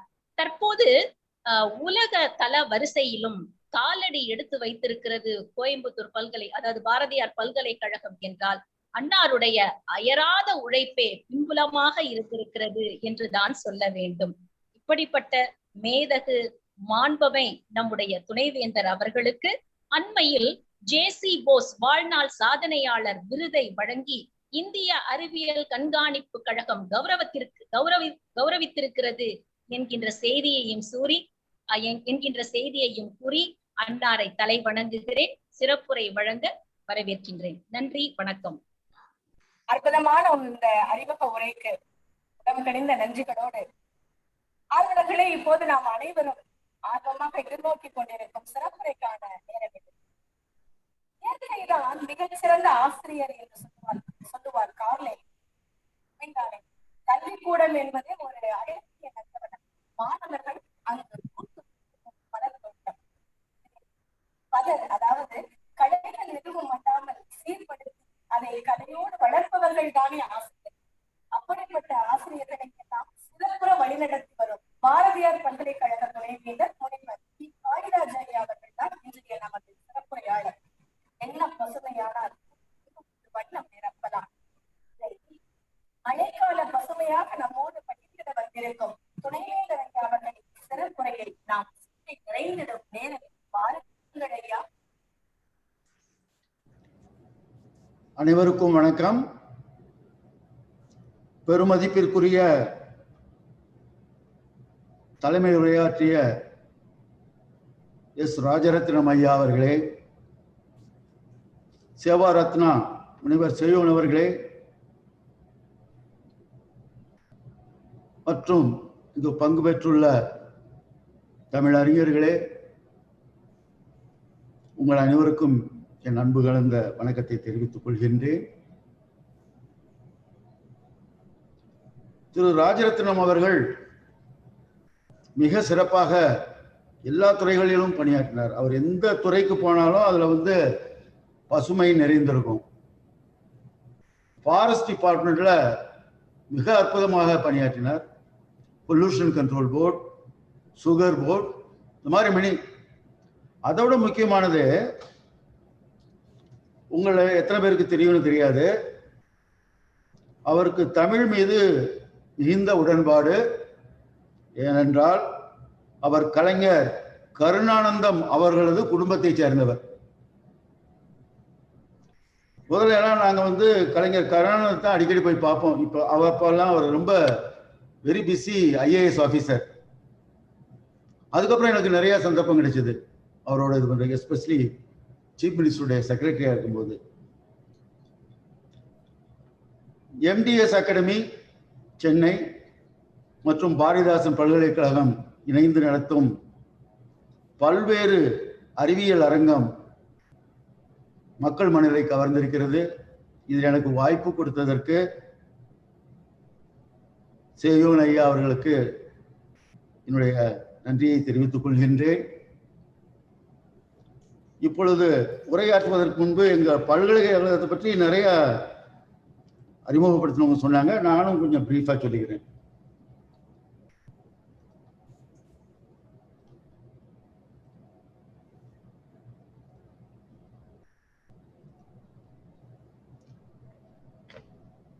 இந்த பல்கலைக்கழகத்தை பற்றி நான் ஏன் சொல்றேன்னா, நம்ம செய்யோன் ஐயா அவர்களுடைய இதுதான். அவர் எந்த உரை இருந்தாலும் தன்னுடைய இயக்கத்தை பற்றி தெளிவா சொல்லுவார். அதனால நானும் சொல்றேன், பாரதியார் பல்கலைக்கழகம் 40 துறைகளும் 133 இணைப்பு கல்லூரிகளோடும் இயங்கி வருகிறது. நமது அறிமுகப்படுத்தியவர் கூறியது மாதிரி அமர்ந்த இந்தியன் யூனிவர்சிட்டி 13வது ரேங்க் எங்களுக்கு இருக்குது. அமங் தி ஓவரால் கேட்டகரி 21வது ரேங்க். நான் துணைவேந்தரான முன்ன இந்த பல்கலைக்கழகம் 5 வருடமா தொடர்ந்து 13வது லெவல்ல இருக்குதே, நம்ம ஏன் why don't we compete for world university ranking? அப்போ எங்களுக்கு 818வது rank the times world university ranking. நேற்று உள்ள ranking young university ranking, the university which has been established less than 50 years. அதுல எங்களுக்கு இடம் 201ல இருந்து 250க்குள்ள கிடைச்சது. பல ரேங்கிங்ஸ்ல நாங்க போனோம். அதுல very important prestigious rank Shanghai ranking. அதுல 901ல இருந்து 1000, அதாவது லெஸ் தென் 1000 வர்றது ஒரு பிரஸ்டீஜியஸ் ஒன். மற்றபடி இந்த பல்கலைக்கழகத்துல நான் அறிமுகம் செஞ்ச ஒரு முக்கியமான கருத்தை கூற விரும்புகிறேன். ஒரு பல்கலைக்கழகமானது அங்க உள்ள கல்வி தொழில் புரட்சியோடு பொருந்தி இருக்கணும். முதல் தொழில் புரட்சி நீராவி என்ஜின் கண்டுபிடிச்சது. இரண்டாவது தொழில் புரட்சி எலக்ட்ரிசிட்டி. மூன்றாவது தொழில் புரட்சி கம்ப்யூட்டர். நான்காவது தொழில் புரட்சி டிஜிட்டல் டிரான்ஸ்ஃபர்மேஷன். இப்போ நம்ம இருக்கிறது டிஜிட்டல் டிரான்ஸ்ஃபர்மேஷன். அப்போ நம்ம அந்த கல்வி மாணவர்களுக்கு கரிக்குலம் சிலபஸ் இதெல்லாம் ரெடி பண்ணும்போது இந்த 4ஆம் தொழில் புரட்சியினுடைய காம்பனன்ட்ஸ், அதாவது introduction, big data and data analytics, internet of things, augmented reality, artificial intelligence, robotic process automation. இது பல துறைகளில் கரிக்குலம் அண்ட் சிலபஸ் நம்ம யூனிவர்சிட்டி டிபார்ட்மெண்ட் அடுத்து அஃபிலியேட்டட் காலேஜஸ்ல லாஸ்ட் இயரே நான் இன்ட்ரோடியூஸ் பண்ணிட்டேன்.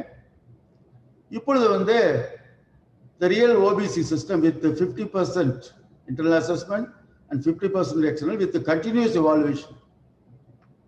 இந்த வருஷத்திலிருந்து நாங்கள் இன்ட்ரோடியூஸ் பண்ணோம். யூனிவர்சிட்டி டிபார்ட்மெண்ட் மட்டும் கிடையாது, அஃபிலியேட்டட் காலேஜஸ். இன்னைக்கு வந்து தமிழ்நாட்டில் வந்து GER வந்து 50% விழுக்காடு இருக்கிறதுக்கு முக்கிய காரணமே நமது அரசு கல்லூரிகள் தான். அதனால அந்த அரசு கல்லூரிகள், ஆட்டோனமஸ் காலேஜ், யூனிவர்சிட்டி டிபார்ட்மெண்ட் எதுக்குமே வித்தியாசம் இருக்கக்கூடாதுங்கிறதுக்காக நாங்கள் அதை கொண்டு வந்திருக்கிறோம். இப்பொழுது இந்த எங்கும் பசுமை எதிலும் பசுமை இது ஒரு பெரிய துறை. அதில் உள்ள ஒரு சின்ன ஏரியா தான் பசுமை வேதியியல், கிரீன் கெமிஸ்ட்ரி அண்ட் ஓவர்வியூ. பசுமை வேதியியல் அணுகுமுறை அறிவியலில் பல பயன்களை விளைவிக்கின்றது. இது புதுப்பிக்கத்தக்க மூலப்பொருட்களை திறம்பட பயன்படுத்த உதவுகின்றது, கழிவுகளை அகற்றுகின்றது, வேதிப்பொருட்களின் உற்பத்தி மற்றும் பயன்பாட்டில் நச்சு கலவாமல் தடுக்கின்றது, அபாயகரமான உலைகள் மற்றும் கரைப்பான்கள் சால்வெண்ட்ஸ் நச்சு பயன்பாட்டை தவிர்க்கின்றது. பசுமை வேதியியல் சுற்றுச்சூழல் தாக்கத்தை கணக்கில் எடுத்துக்கொள்கின்றது. இந்த பசுமை வேதியியலுடைய வளர்ச்சியை பார்த்தீங்கன்னா இந்தியாவிலையும் நம்ம வந்து பசுமை வேதியியல்ல இப்போ வந்து வெகு தீவிரமா பண்ணிக்கிட்டு இருக்கிறோம். இது முதல்ல 1990ல் அமெரிக்காவில் தான் மாசு தடுப்பு சட்டம் கொண்டு வந்தாங்க. இந்த செயல் மாசுபாட்டை அசல் மற்றும் புதுமையான முறையில் கையாள்வதற்கான ஒரு செயல்முறையை உருவாக்க உதவியது. அந்த நாட்டுக்கு மட்டும் கிடையாது, எல்லா நாட்டுக்கும் உதவியது. எல்லா நாட்டிலும் இப்ப இம்ப்ளிமெண்ட் பண்றாங்க. இது பசுமை வேதியியல் கருத்துக்கு வழிவகுத்து கொடுத்தது. 1991ஆம் ஆண்டு 2 அறிஞர்கள் அனஸ்தாஸ் வார்னர் பசுமை வேதியியல் என்ற 2 எழுத்து சொற்களை உருவாக்கி பசுமை வேதியியலின் 12 கொள்கைகளை உருவாக்கி கொடுத்தார்கள். 2005ஆம் ஆண்டில் ரியோஜி நொயோரி என்ற விஞ்ஞானி பசுமை வேதியியலில் 3 முக்கிய முன்னேற்றங்களை அடையாளம் கண்டார். அது எவ்வாறு பொல்யூஷன் கண்ட்ரோல், கிளைமேட்டிக் சேஞ்ச் இவைகளுக்கு தடுப்பதற்கு உதவியாக இருக்கிறது என்று சொல்லினார். ஒன்று, super critical carbon di oxide to use as the green solvent. சுத்தமான ஆக்சிஜனேஷன், தட் இஸ் ஆக்சிடேஷன், இதற்காக அக்வஸ் ஹைட்ரஜன் பெராக்சைடு. அப்புறம் ஏசிமெட்ரிக் சிந்தசிஸ், இதுக்கு ஹைட்ரஜன் இதை உபயோகித்து பல இடங்கள்ல மாசுபடுவதை தடுக்கிறதுக்கு மிகவும் முக்கியமாக இருந்தது. இதுதான் ஹிஸ்டரி. பசுமை வேதியியல் என்பது வேதியியல் பொருட்களின் வடிவமைப்பு, உற்பத்தி மற்றும் பயன்பாட்டில் அபாயகரமான பொருட்களின் பயன்பாட்டை குறைக்கும் அல்லது நீக்கும். இதனுடைய இந்த கொள்கைகளின் தொகுப்பே பசுமை வேதியியல் ஆகும். இதனுடைய ரேஷனல் என்னன்னா, மனித ஆரோக்கியத்தில் ரசாயன தொடர்பான தாக்கத்தை குறைப்பதற்கும் அர்ப்பணிப்பு, நிலையான தடுப்பு திட்டங்கள் மூலம் சுற்றுச்சூழலின் மாசுபாட்டை அகற்றுவதற்கும், அதாவது பொல்யூஷனை அகற்றுவதற்கும் இது உபயோகமாகிறது. To search for an alternative, environmentally friendly reaction media and at the same time strives to increase reaction rates and lower reaction temperatures. பசுமை வேதியியலை பற்றி சுருக்கமாக சொல்லணும்னா, கழிவுகளை குறைக்க வேண்டும், அதிகமான பொருட்களை உபயோகப்படுத்துவதை குறைக்க வேண்டும், ஆபத்தை குறைக்க வேண்டும், ரிஸ்கை குறைக்க வேண்டும், ஆற்றல் குறைவான ஆற்றலை உபயோகித்து மிகுந்த பயனுள்ள திட்டங்களை உருவாக்க வேண்டும், செலவினத்தை குறைக்க வேண்டும். பசுமை வேதியியல் நமக்கு ஏன் தேவை? நமது ராஜரத்னம் ஐயா ரொம்ப விரிவாக சொல்லிட்டாரு, அதனால நான் இதை பற்றி அதிகமாக சொல்லலை. வேதியியல் என்பது நம் அன்றாட வாழ்க்கையின் மிக முக்கியமான பகுதியாகும். அதாவது வேதிப்பொருட்கள் இல்லைன்னா நம்ம எதுவுமே பண்ண முடியாது. சாப்பிட்ற சாப்பாடு கூட வேதிப்பொருள் தான். வேதியியல் வளர்ச்சி புதிய சுற்றுச்சூழல் சிக்கல்கள் மற்றும் தீங்கு விளைவிக்கும் எதிர்பாராத பக்க விளைவுகளையும் தருகின்றது. இன்னைக்கு நம்ம மனுஷனுக்கு யூஸ் பண்ற எல்லா பொருட்களும் வேதியியல் முறையில் தயாரிக்கும் போது நிறைய பக்க விளைவுகள் வருது. இதன் விளைவாக பசுமை ரசாயன பொருட்கள் தேவைப்படுகின்றது. தட்ஸ் அ கிரீன் ரெவல்யூஷன் நம்ம ஐயா சொன்னாரு. ஒரு சரியான உதாரணம் சொல்லணும்னா டிடிடி. இந்த டிடிடி என்ற பூச்சிக்கொல்லி மருந்து எல்லா இடங்களையும் உபயோகப்படுது, ஆனால் இதனுடைய பக்க விளைவுகள் அதிகம். அதனால கிரீன் ரெவல்யூஷன்ல, பசுமை புரட்சியில உணவு தானியங்கள் தயாரிப்பது போல பயோ இன்செக்டிசைட், பயோ பெஸ்டிசைட் இதெல்லாம் நிறைய தயாரிச்சுக்கிட்டு இருக்கிறாங்க. பட் அதனுடைய உபயோகம் இன்னும் மக்களுக்கு சரியா சேரல. ஏன்னா டிடிடியில் உள்ள எஃபெக்ட் அதுல கிடையாது. பசுமை வேதியியல்ல 12 கோட்பாடுகளை சொல்றாங்க. ஒன்று, கழிவுகளை உருவாக்கிய பின் சுத்திகரிப்பதை விட அல்லது சுத்தம் செய்வதை விட கழிவுகளை தடுப்பது நல்லது. அதுக்கு பசுமை வேதியியல் முறைதான் நமக்கு பயன்படும். Synthetic methods should be designed to maximize the incorporation of all materials used in the process into the final product. நடைமுறையில் சாத்தியப்படும் வழிகளிலெல்லாம் மனித ஆரோக்கியத்திற்கும் சுற்றுச்சூழலுக்கும் மிக குறைந்த அளவு நச்சுத்தன்மை கொண்ட அல்லது முழுதும் நச்சுத்தன்மையற்ற பொருட்களை பயன்படுத்தவும் உருவாக்கவும் செயற்கை முறைகள் வடிவமைக்கப்பட வேண்டும். இது பசுமை வேதியியலுடைய மூன்றாவது கருத்து. நான்காவது, வேதிப்பொருட்கள் குறைந்த நச்சுத்தன்மையுடன் இருக்க வேண்டும். ஐந்தாவது, பாதுகாப்பான கரைப்பான்கள், அதாவது சால்வன்ட் யூஸ் பண்ணணும். அதுக்கு இந்த பசுமை வேதியியலை தவிர வேற எதுவுமே நமக்கு பயன்படாது. ஆற்றல் செயல்திறனுக்காக வடிவமைக்க வேண்டும். வேதியியல் செயல்முறைகளின் ஆற்றல் தேவைகள் அவற்றின் சுற்றுச்சூழல் மற்றும் பொருளாதார தாக்கங்களுக்காக அங்கீகரிக்கப்பட வேண்டும். மேலும் அவை குறைக்கப்பட வேண்டும். முடிந்தால் சுற்றுப்புற வெப்பநிலை மற்றும் அழுத்தத்தில் செயற்கை முறைகள் வேண்டும்.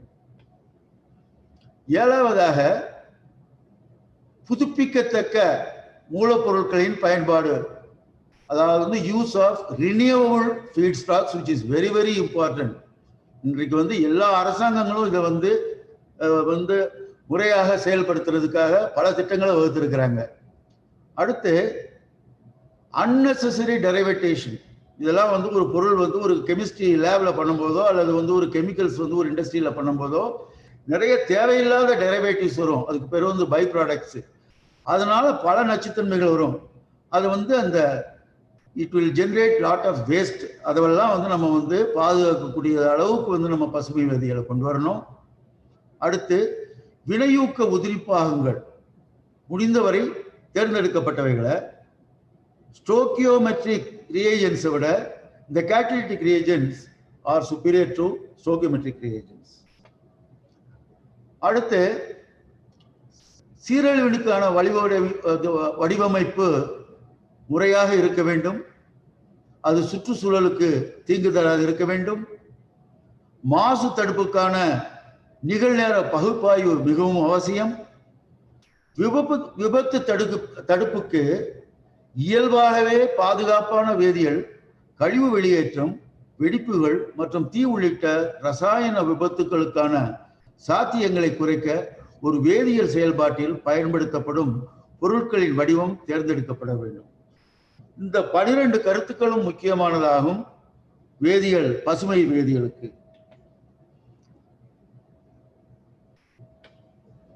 நமது அன்றாட வாழ்க்கையில நம்ம பயன்படுத்தக்கூடிய எல்லா பொருட்களுமே ரசாயன தொழில் மூலமாக தான் வருது. ஆன்டிபயோட்டிக்ஸ் மற்றும் பிற மருந்துகள், உரங்கள், பூச்சிக்கொல்லிகள், பிளாஸ்டிக், நைலான், பெட்ரோல், நீர் சுத்திகரிப்பு, அப்புறம் ஆர்கானிக் செமிகண்டக்டர், இவை எல்லாமே வந்து ரசாயன தன்மையுள்ள பேக்ரவுண்ட்ல தான் இருக்கு. பூமியில் ஒரு நிலையான நாகரிகத்தை அடைவதில் வேதியியலுக்கு முக்கிய பங்கு உண்டு. வேதியியல் முன்னேற்றங்கள் புதிய சுற்றுச்சூழல் சிக்கல்கள் மற்றும் தீங்கு விளைவிக்கும் எதிர்பாராத பக்க விளைவுகளையும் தருகின்றன.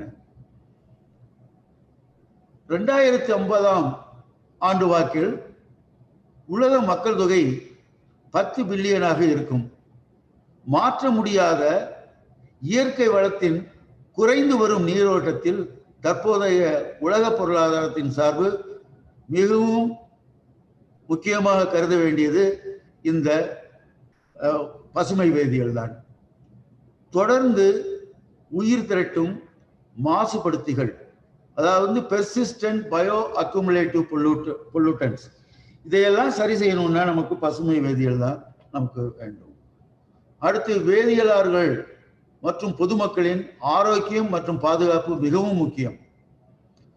அடுத்து ஓசோன் டிப்ளீஷன், காடுகளிலும் நீரிலும் உயிரியல் உயிரினங்கள் இழப்பு, மாறி வரும் காலநிலை, நீர்நிலை, இவற்றையெல்லாம் தடுக்க வேண்டும்.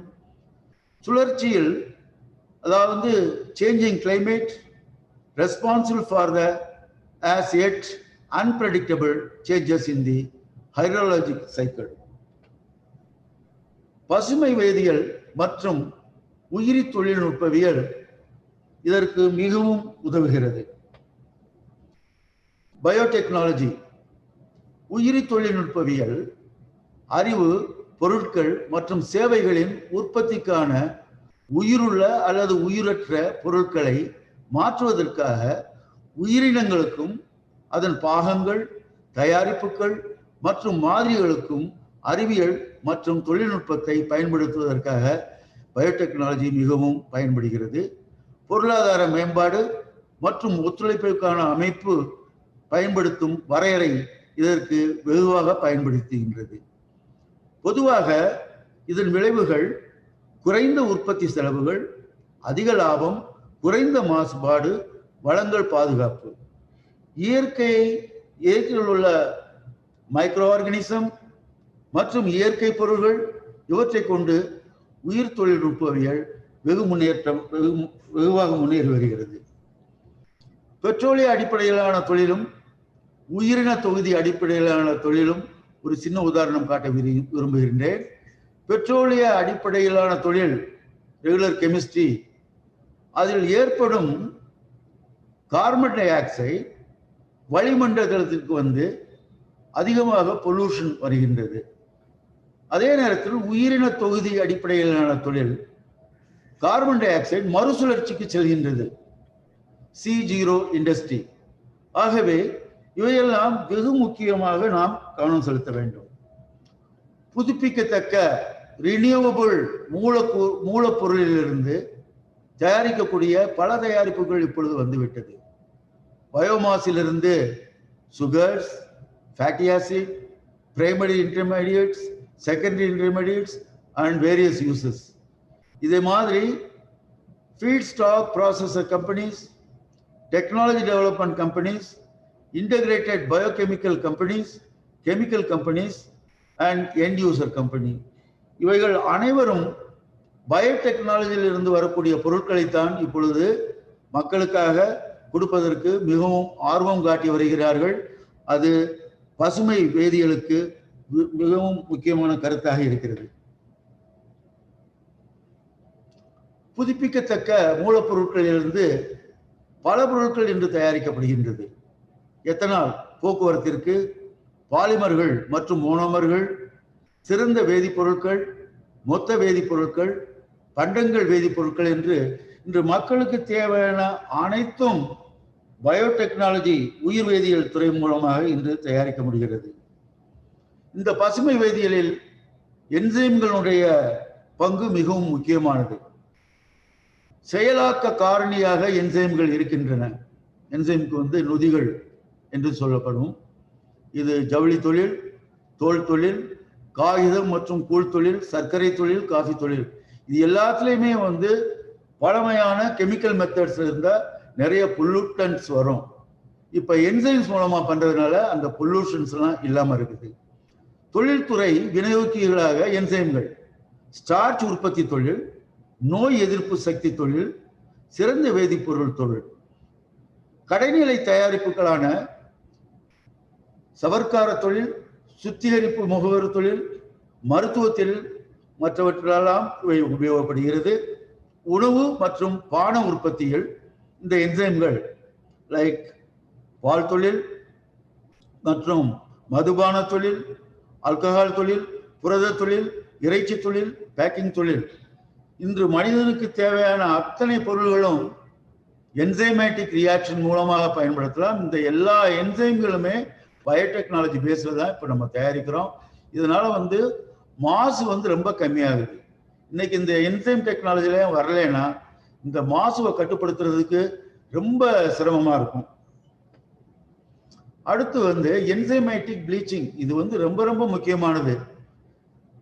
1980களில் முழு அளவிலான உற்பத்தியில் என்சைமேட்டிக் ப்ளீச்சிங் அது வந்து மிகவும் முக்கியமான காரணமாக இந்த பொல்யூஷன் கண்ட்ரோலுக்காக ரொம்பவும் யூஸாக இருந்தது. அன்பிளீச் பல்ப்பை வந்து செமி பிளீச் பல்பாகவோ அல்லது பிளீச் பல்பாகவோ வந்து என்சைம்களுடைய வெளுக்கும் செயல்முறையை அதிகரிக்குமான முறை பயோடெக்னாலஜியில் இருக்கு. இப்பொழுது நானோ தொழில்நுட்பம், நானோ டெக்னாலஜி இந்த பசுமை வேதியியல் துறைக்கு வந்து மிக முக்கியமான ஊக்க சக்தியாக இருக்குது. நானோ மெடிசின் பயன்பாடுகளில் பயன்படுத்த வேண்டிய இயற்கை பயோபாலிமர்களின் வெவ்வேறு ஆதாரங்களை இங்கு பார்க்கலாம்.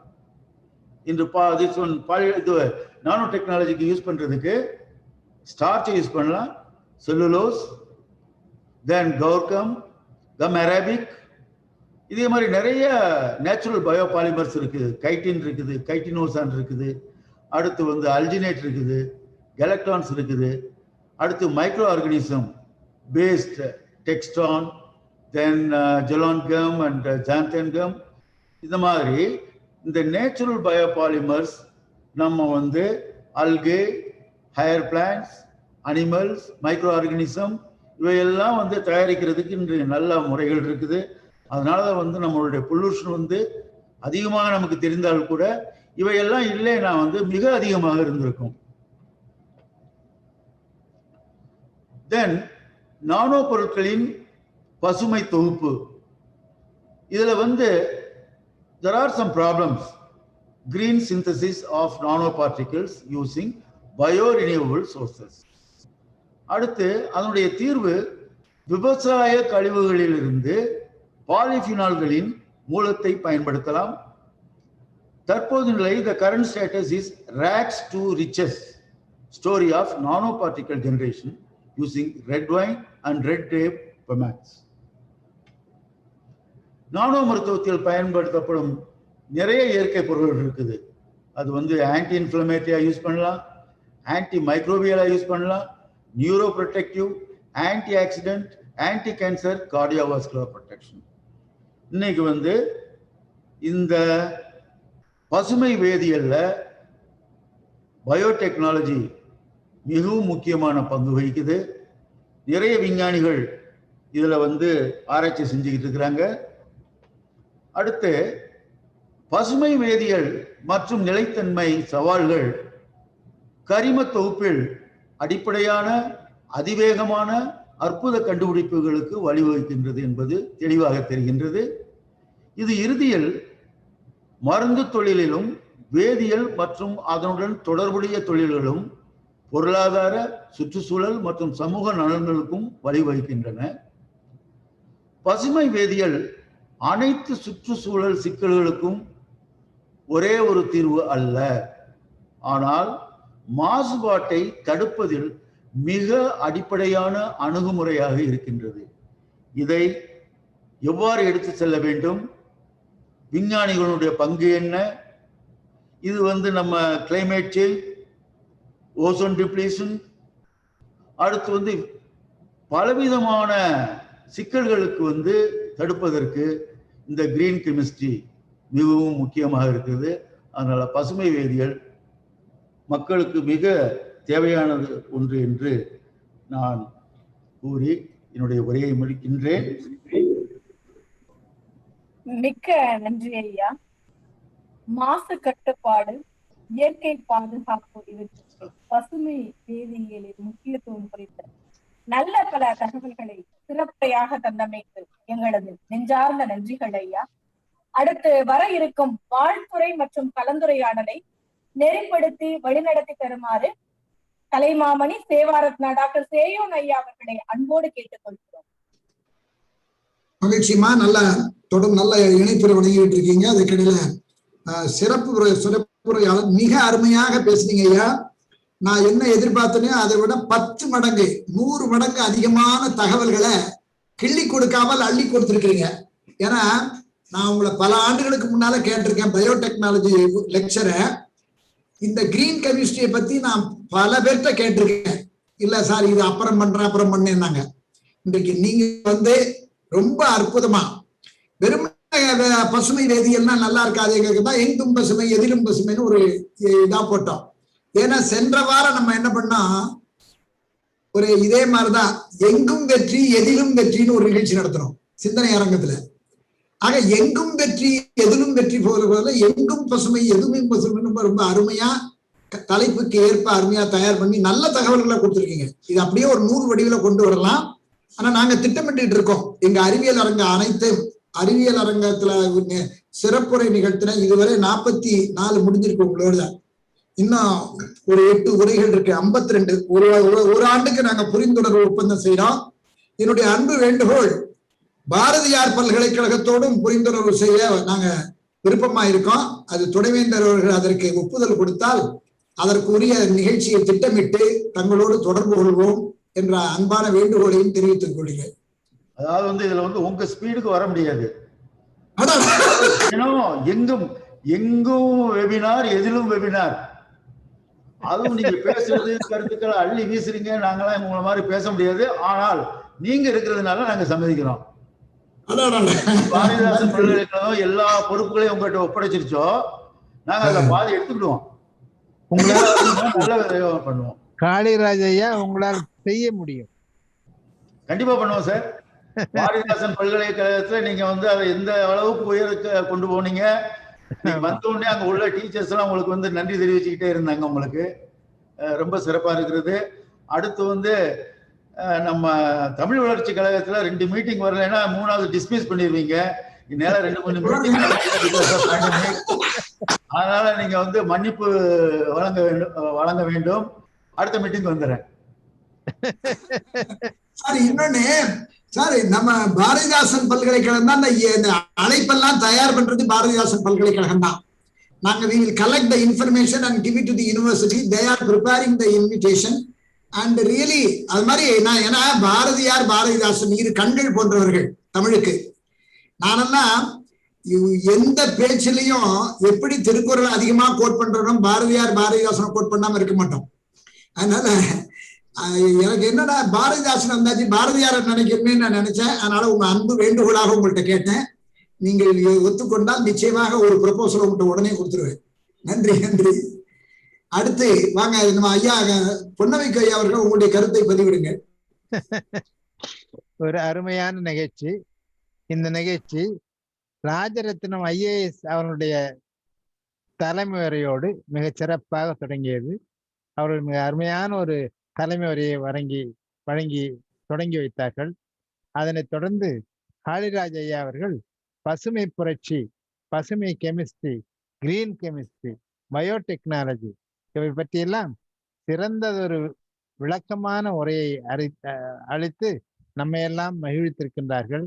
காளிராஜ் அவர்கள் அவருடைய பயோடெக்னாலஜி அறிவையும் ஆண்மையையும் மிக சிறப்பாக இங்கே வழங்கியிருக்கின்றார்கள். இது பலருக்கும் பயனுள்ளதாக இருக்கும். சேவன் அவர்கள் குறிப்பிட்டதை போல அவருடைய உரையை ஒரு நூலாக தொகுத்து வெளியிட்டால் சிறப்பாக இருக்கும். அதனை நான் மிகவும் வரவேற்கின்றேன். எனவே இந்த தலைமை உரையும் சிறப்புரையும் இந்த நிகழ்விற்கு இரு பெரும் முகடாக அமைந்தது என்பதில் ஐயமில்லை. அதனை நான் வாழ்த்தி அனைவரையும் வாழ்த்தி அமைகின்றேன். நன்றி, வணக்கம். துணைவேந்தர் அவர்கள் எப்பவுமே ஷார்ட் அண்ட் ஸ்வீட் தான், அப்படியே இந்த நெத்தி அடிமாங்க, அத கரெக்டா அதே மாதிரி டக்குன்னு சொல்லி முடிச்சிருவாங்க. ரொம்ப நன்றி ஐயா. ஏன்னா எனக்கு புரியுது, இந்த மாதிரிதான் மற்றவங்களும் பேசணும், அப்பதான் நம்ம குறித்த நேரத்துல முடிக்க முடியும் அப்படிங்கறத நீங்க சொல்லாம சொல்றீங்கிறத நான் புரிஞ்சுக்கிறேன்.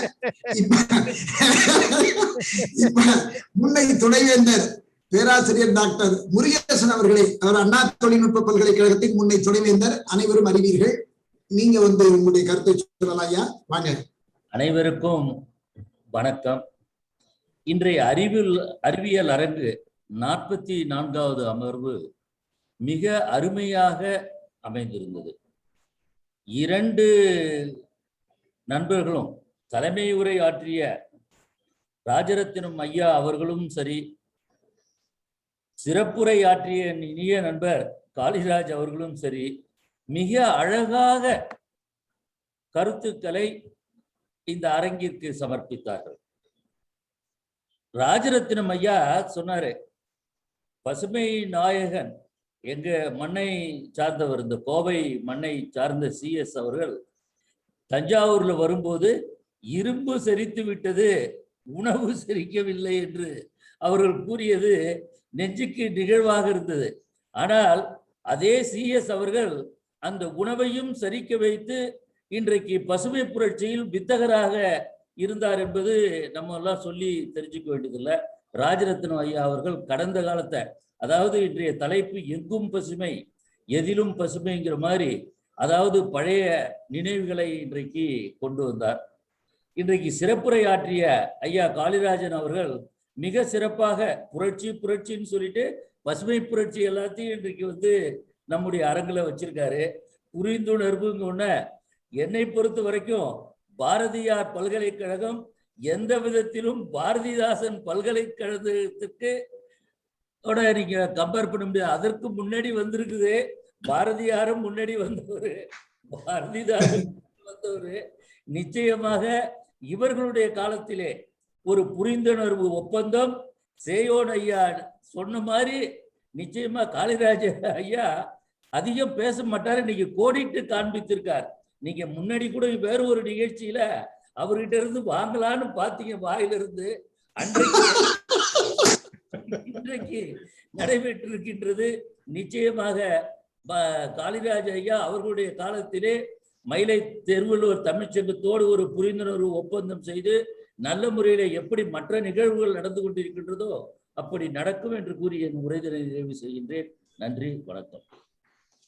ஏன்னா அதுக்கு ஒரு நல்ல ப்ரொபோசல் திங்க் பண்ணிட்டு இருக்கேன். ஏன்னா கோயம்புத்தூர் சிறு தொழில் உற்பத்திக்கு பெரிய பெயர் பெற்றது. சின்ன சின்ன ஒர்க்கெல்லாம், அதாவது இன்னைக்கு ஒரு கிரைண்டர் வாங்கினாலும் நாங்க கோயம்புத்தூர்ல இருந்தா கிரைண்டர் வாங்குறோம், ஒரு மிக்சி வாங்கினாலும் கோயம்புத்தூர்ல இருந்தா மிக்சி. நான் கோயம்புத்தூர்ல டைரக்டரா இருந்திருக்கேன், ஆல் இந்தியா ரேடியோல 3 ஆண்டுகள்.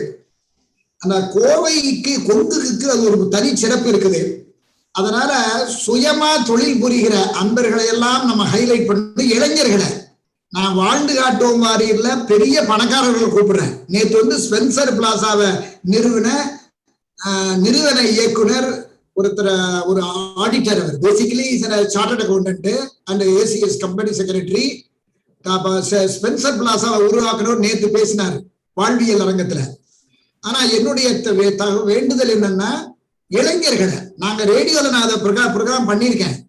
எப்படின்னா 2 வீலர் மெக்கானிக்கையும் கார் மெக்கானிக்கையும் கூப்பிட்டு, நீ வெறும் மெக்கானிக்க, இன்னைக்கு மெக்கானிக்கு, நாளைக்கு நீ ஒரு காருக்கு அதிபர் ஆகணும் அப்படின்னு சொல்லியிருக்கேன்.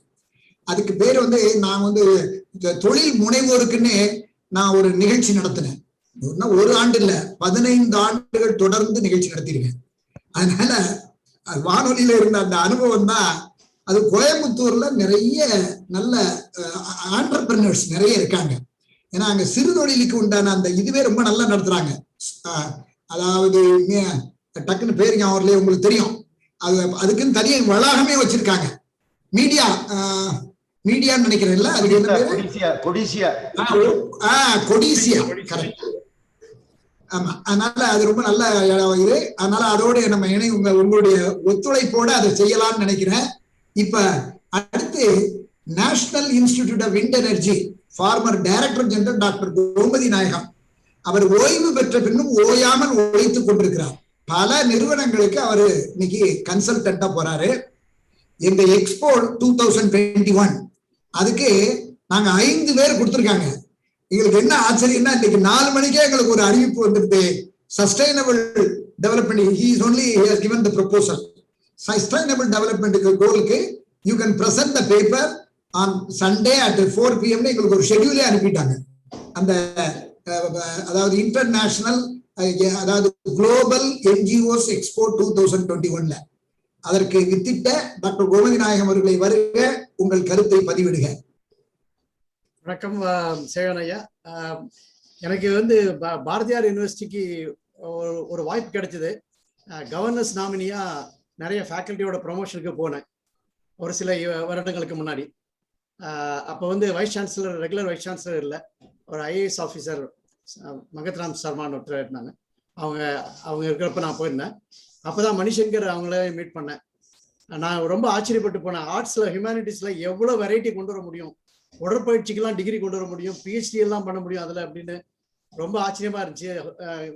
ஆர்ட்ஸ் அண்ட் சயின்ஸில் இவ்வளோ வெரைட்டி இருக்குன்னு எனக்கு அங்கே போனதுக்கப்புறம் தான் தெரியும். அதுல இருந்தா இப்ப புரியுது. நிர்ஃப் ரேட்டிங்ல 13 இருக்குன்னா அப்ப எவ்வளவு basic research is going on there. உங்களோட தலைமையில இன்னும் நல்ல வரும்னு நினைக்கிறேன்.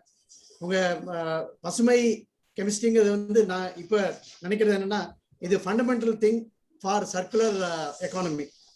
இப்ப எல்லாத்தையுமே ரீசைக்கிள், நத்திங் இஸ் அ வேஸ்ட்ங்கிற கான்செப்ட்ல வர்றப்ப material anyway has to be processed.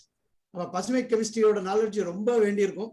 அது நீங்க ஒரு ஃபண்டமெண்டலா, நான் வேற எதையோ எதிர்பார்த்து வந்தேன். நீங்க கொடுத்தது ஃபண்டமெண்டல்ஸ் ஆன் ரா மெட்டீரியல் எப்படி பசுமை கெமிஸ்ட்ரி யூஸ் பண்ண முடியுங்கிறத காட்டினீங்க. சஸ்டைனபிலிட்டிக்கு இது வெரி இம்பார்ட்டன்ட்ங்கிறத நான் ரொம்ப ஃபீல் பண்றேன். உங்களோட இது ரொம்ப இன்ஃபர்மேட்டிவா இருந்தது. மிக மிக நன்றி. உங்களோட கான்டாக்ட், உங்களை நேரில் பார்க்க முடிந்ததுக்கு தேங்க்யூ. அருமை டாக்டர் கோமதி நாயகம் அவர்களே. அடுத்து அணுவியல் அறிஞர் கோபாலன் ஐயா அவர்கள். அவர் ஹைதராபாத்ல இருந்து நம்மோட இணைஞ்சிருக்காரு. நியூக்ளியர் ஃபியூவல் காம்ப்ளெக்ஸ் அதுல ஃபார்மர் டெப்டி ஜெனரல் மேனேஜரா இருந்தவரு.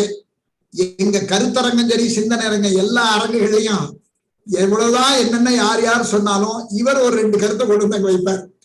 அதுல முத்திரை பதிக்கும் வித்தக பெருமான் வருக, உங்கள் கருத்தை பதிவிடுக, வாருங்கள். அன்மியூட் பண்ணிக்கங்க.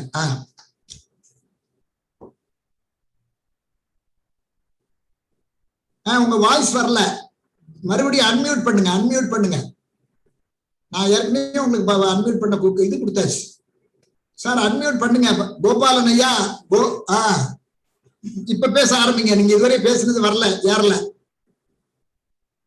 பாருங்க. மறுபடியும் மியூட் ஆயிடுது, ஏன்னு தெரியல. உங்களுக்கு நல்லா சரியா பண்ணுங்க. நான் உங்களுக்கு I have given the right to mute yourself. இப்ப பேசுங்க.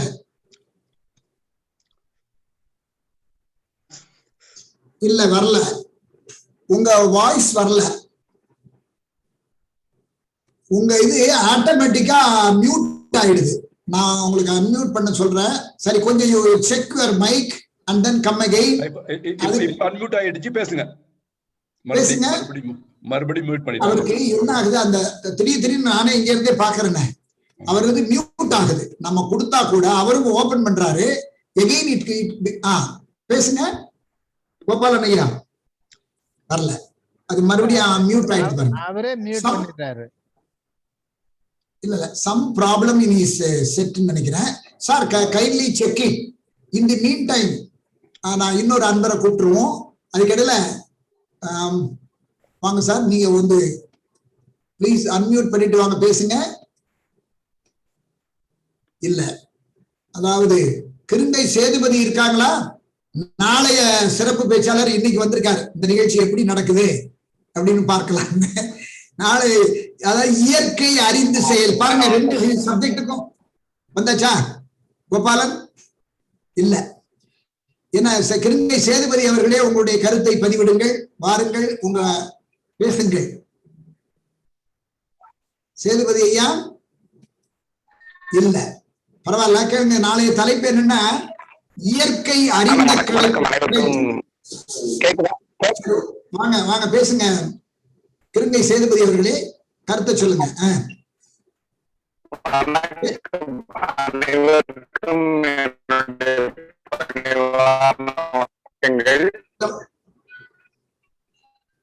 உங்க இணைப்பு சரியா வரல. விரிவாகவும் சிறப்பாகவும் அமைந்த நிகழ்ச்சி. பாரதி கேக்குதா? இப்ப கேக்குது. கொஞ்சம் உங்களுடைய இன்டர்நெட் கனெக்ஷன் ஸ்ட்ரென்த் சரியில்லைன்னு நினைக்கிறேன், அதான் இழுக்குது, வேற ஒண்ணு. இப்ப பேசுங்க, சரியா இருக்கும்.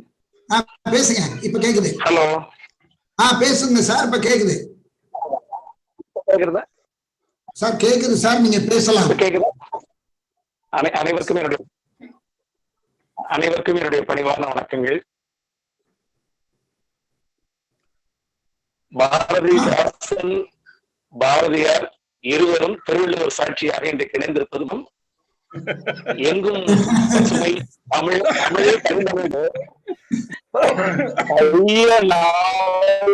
அசைத்த பசுந்தமிழ் ஐயே தாழ்தலை கொண்டு பணிகுவான் என்கிற ஒரு நினைவு கூறுகிறது. இந்த பசுமை இயற்கையின் பசுமையாகவும் தமிழின் பசுமையாகவும் செழித்து வளர்வதற்கு பாரதியாரும் பாரதிதாசனும் மயிலை திருவள்ளுவர். நன்றி கிருங்கை சேதுபதி அவர்களே, நன்றி. அடுத்து சரிங்களா, நன்றி நன்றி. ஏன்னா உங்களுக்கு லைன் சரியா வரல, அதனாலதான். பரவாயில்ல, பட் நல்லா அருமையா சொன்னீங்க. ரெண்டு அருமையா பாருங்க, பாரதியார் பாரதிதாசன் திருவள்ளுவர் சாட்சியா இணைந்திருக்காங்கிறாரு. அதுதான் பேச்சாளருங்கிறது. அவர் நல்ல சிறந்த பேச்சாளர். நாளைக்கு இயற்கை அறிந்து செயல். இன்னைக்கு துணைவேந்தர் அவர்கள் பசுமை எங்கும் பசுமை எதுவும் பசுமை சொல்லியிருக்கீங்க. நாளைய தலைப்பு இயற்கை அறிந்து செயல். சொல்லுகிறவர் திருவள்ளுவர் தான். அவர் எப்படி சொல்றாரு பாருங்க, செயற்கை அறிந்த கிடைத்தும் இயற்கை அறிந்து செயல். நீ செயற்கை ஆர்டிபிஷியல் எல்லாம் உனக்கு தெரியும், அறிவியல் தொழில்நுட்பம் எல்லாம் வளர்ந்திருக்கு. இருந்தால் கூட இயற்கையினுடைய தன்மையை அறிந்து உன்னுடைய அறிவியல் வல்லன்மையையும் தொழில்நுட்பத்தையும் பயன்படுத்துன்னு இப்ப சொல்லல, 2500 ஆண்டுகளுக்கு முன்னாலே திருவள்ளுவர் எச்சரித்திருக்கிறார். அந்த எச்சரிப்பை நாம் கவனிக்காமல் போனதுதான் இன்றைக்கு நடக்கின்ற அத்துணை கோளாறுகளும் என்று சொல்லலாம். இப்ப நமது அருமை அன்பர் ஐயாசாமி அவர்களே, உங்களுடைய கருத்தை பதிவிடுங்கள். இன்னைக்கு லைன் இப்ப எங்க சென்னையில கூட இன்னைக்கு எங்க வீட்டுல 3 முறை நம்ம நிகழ்ச்சி நடக்கும்போது கரண்ட் போயிடுது. 3 முறை. அப்புறம் நான் இதாச்சு. அடுத்து கோபாலன் வந்துட்டீங்கன்னா, கோபாலன் பேசுங்க. கோபாலன் அவர் கையை காட்டிருக்காரு. இந்த வர ஒரு நிமிஷம். நான் கோபாலன் இப்ப பேசுங்க. பேசலாம். இல்ல ஒரு நிமிஷம், நீங்க பேசுங்க. இல்ல வரல, லைன் வரல sir. I am sorry. Ayyasamy, நீங்க டக்குன்னு பேசுங்க, நேரம் ஆகுது. I don't want to waste time. வணக்கம் வணக்கம் எல்லாருக்கும் வணக்கம். இந்த அறிவியல் அரங்கத்துல எப்படி எப்படி யாராரு எப்படி பேசணும் அப்படிங்கிறத சொல்லி கொடுத்தது மாதிரி இருந்தது. அவரு தலைமை ஏற்ற ஐயா ராஜரத்ன ஐயா அவர்கள் சொன்னாரு, இரும்பு ஜீரணம் ஆனிச்சு, உணவு ஜீரணம் ஆகலன்னு. இதெல்லாம் எங்களுக்கு புதுமையா இருந்தது அவங்க பேசுறதெல்லாம். அதே மாதிரி நம்ம காளிராஜ் ஐயா சொன்னாரு, மயிலை திருவள்ளுவர் தமிழ்ச்சங்க நிகழ்ச்சிகள்ல மயிலை திருவள்ளுவர் சங்கத்தை பத்தி சொல்லாத அவரு செய்ய விட மாட்டாரு. ஆகையினால நானு எங்க பாரதியார் பல்கலைக்கழகத்தை பத்தி சொல்லி ஆகணும்னு ஆரம்பிச்சு அதையே அப்படியே கண்டினியூ பண்ணிட்டாரு. அது மாதிரி ஒவ்வொருத்தரும் இன்னமும் அவரு கோமதி நாயக ஐயாவும் அவர் ஒரு சிறப்பான ஒரு இத சொன்னாரு. சேயோன் ஐயா அவங்கள்ட்ட சொல்றப்போ ரொம்ப ரொம்ப ரொம்ப டெக்னிக்கலா எப்படி சொல்லணுமோ அந்த மாதிரி சொன்னாரு. அதுக்கு நாங்க ஒன்னும் சளைச்சவர் இல்லை அப்படின்னு சொல்லி கலிராஜ் ஐயா அவர்கள் சொன்னது ரொம்ப எங்களெல்லாம் இது உள்ளது. அடுத்து எங்களோட அவங்க இணைந்தது இவரு சொன்னது மாதிரி சேதுபதி சொன்னது மாதிரி பாரதியாரையும் பாரதிதாசனையும் வைத்து திருவள்ளுவர் சங்கம் அது ரொம்ப நல்ல சிறப்பான இருந்தது. எல்லோருக்கும் நன்றி, வணக்கம். ஏன்னா தமிழின் பெருமைக்கே பாதி எதுனா பாரதியார் தி திருவள்ளுவர். தமிழுக்கு பாதியும் நாதியும் இருவர்னாங்க. பாதி என்று சொன்னால் பாரதியாரையும் தி திருவள்ளுவரையும் குறிக்கும். நாதி என்று சொன்னால் நாலடியாரையும் திருவள்ளுவரையும் குறிக்கும். ஆனா ரெண்டு பேரையும் திருவள்ளுவர் இருக்கிறாருங்கிறத மறந்துடக்கூடாது. அதே மாதிரிதான் இந்த இணைய நிகழ்ச்சியில பாரதிதாசனோட சேர்ந்து செய்யறோம். நான் ஒவ்வொரு முறையும் எனக்கு மனசுல தோணும், ஏன் பாரதியார் நம்ம தொடர்பு கொள்ளலைன்னு. பாரதிதாசனோட சேர்ந்து செய்யறோம், மதுரை காமராசர் பல்கலைக்கழகத்தோடு சேர்ந்து செய்யறோம். ஆனா தேமதுர தமிழோசை உலகமெல்லாம் பரவும் வகை செய்தல் வேண்டி யாரு சொன்னவர் பாரதியார். அதனால உலகமெல்லாம் பரவும் வகை செய்யணும்னா பாரதியினுடைய பறைசாற்றணுமே, அதை நம்ம உலகெங்கும் பறைசாற்றணும் தான் எங்களுடைய உள்ள கிடைக்கை. சரி, இப்ப நமது தலைமை தாங்கினார்களே அவர்கள், ஐயா ராஜரத்னம் ஐயா அவர்கள் சிறப்புரையை கேட்டீங்க. உங்களுடைய கருத்துரையை பதிவு செய்யலாமே, பாருங்கள். ஏனென்றால் நல்ல சொன்னீங்க, இரும்பு செரிக்கும் உணவு செரிக்கவில்லை. அருமை அருமை, சொல்லுங்க. இதுதான் வாங்கய்யா, வருக. உங்க அன்மியூட் பண்ணுங்க, உங்க மைக்கை அன்மியூட் பண்ணணும். உங்க மைக் இருக்கு பாருங்க, அதை அன்மியூட் பண்ணுங்க. ராஜநாத்ரம் ஐயா, உங்க மைக்கை அன்மியூட் பண்ணணும். வரலையா? இல்ல உங்க தம்பியா யாரோ உங்களுக்கு துணையா இப்ப சுவிட்ச் ஆஃப் இது பண்ணீங்க பாருங்க. வரலையா? உங்களுக்கு உதவிகரமா ஒருத்தர் இருந்தாரு, முதல்ல உங்க இதெல்லாம் சரி பண்ணாரு. அவரை கூப்பிடுங்க, கூப்பிட்டு பண்ணலாம். என்ன பாருங்க, இது சில நேரங்கள்ல நமக்கே சில டெக்னிக்கல் ப்ராப்ளம் வந்துருது. அதனால இப்ப டாக்டர் நடராஜமூர்த்தி அவர்கள் உங்களுடைய கருத்தை பதிவிடுங்கள். பாரதிதாசன் பல்கலைக்கழகத்தினுடைய பெக்துறையினுடைய இணையதள ஒருங்கிணைப்பாளர், வாருங்கள், உங்கள் கருத்தை பதிவிடுங்கள். பணிவான வணக்கம். பேசுங்கய்யா. நடராஜன், நல்லா நடராஜமூர்த்தி சரியா வரல, கொஞ்சம் சவுண்டாக பேசுங்க. ஹலோ, கேக்குதா ஐயா? இப்ப கேக்குது, பேசுங்க. அனைவருக்கும் பணிவான வணக்கம். அனைவருக்கும் பணிவான வணக்கம். கேக்குதுங்களா? வாய்க்கிட்ட வச்சுங்க, அந்த மைக்க வாய்க்கிட்ட வச்சுங்க. கரெக்ட், கேக்குது, பேசுங்க. அனைவருக்கும் பணிவான வணக்கம். சார் இந்த மைக் இருக்கு பாத்தீங்களா? அனைவருக்கும் பணிவான வணக்கம். நமது மேலாண் செயலர் அவர்கள் கூறியது போல அவர்களுக்கு ஒரு கருத்து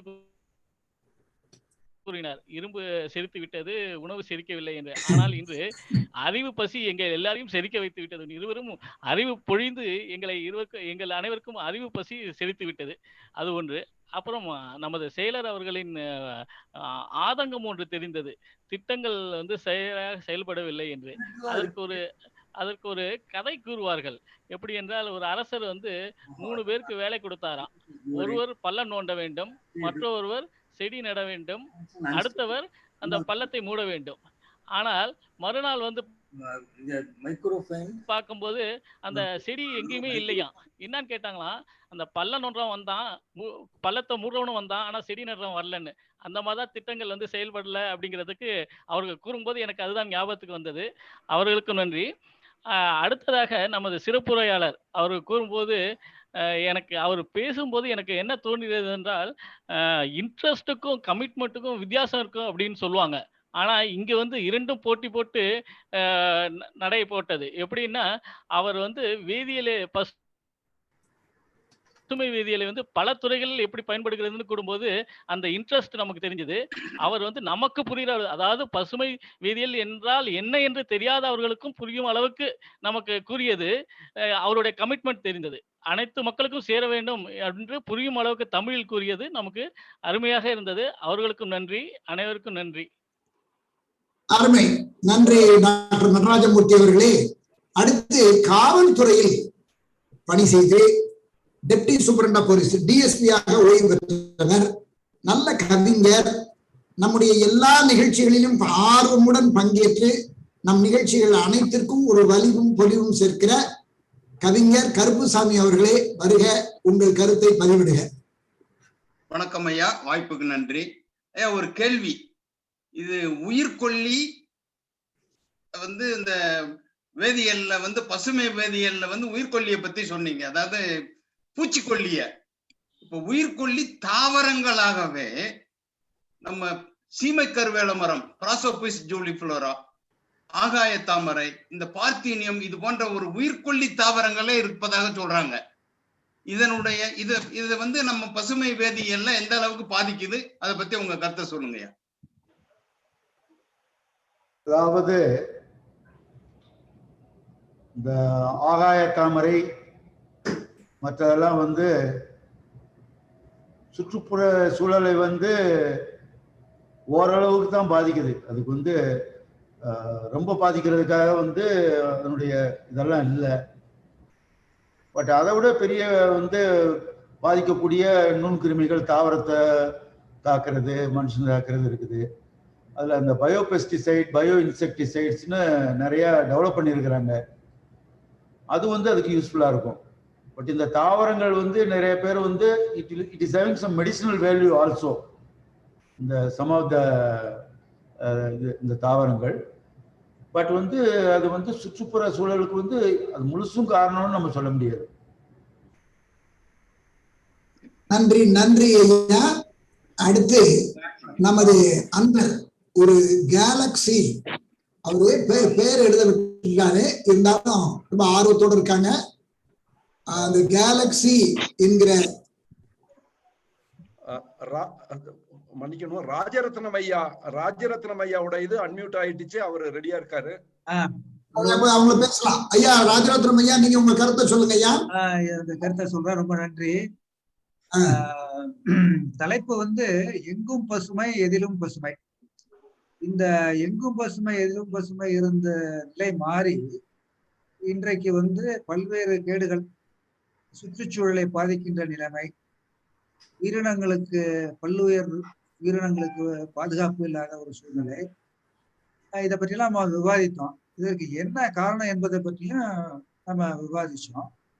இதையெல்லாம் போக்கணும், இந்த நிலைமை மாற வேண்டும் அப்படின்னு நினைச்சா இது யாரால முடியும்னா நம்ம துணைவேந்தர் திரு காளிராஜ் போன்றவர்களால் தான் முடியும். அதுக்குதான் கிரீன் கெமிஸ்ட்ரி என்று அவர் கூறினார். இந்த கிரீன் கெமிஸ்ட்ரி எந்த அளவிற்கு டெவலப் ஆகுதோ, அவரே சொன்னாரு டிடிடிக்கு ஈக்குவலா இந்த உயிர்கொல்லி மருந்துகளை நம்மளால செய்ய முடியல, உற்பத்தி செய்ய முடியல, அதனாலதான் மறுபடியும் டிடிடியை யூஸ் பண்றாங்கன்னு சொன்னாரு. ஸோ அந்த அளவிற்கு அந்த கெமிக்கல் பொருட்களுக்கு, ரசாயன பொருட்களுக்கு உள்ள அந்த வீரியத்தோட இந்த கிரீன் கெமிஸ்ட்ரி வந்ததுன்னா நிச்சயமாக இன்றைக்கு இருக்கின்ற அந்த நிலைமை நிச்சயமாக மாறும், நல்ல எதிர்காலம் அமையும். அதற்கு டாக்டர் காளிராஜ் அவர்கள் போன்றவர்கள் இளைஞர்களுக்கு வழிகாட்ட வேண்டும் என்று நான் என்னுடைய கருத்தை பதிவு செய்கின்றேன். நன்றி, வணக்கம்.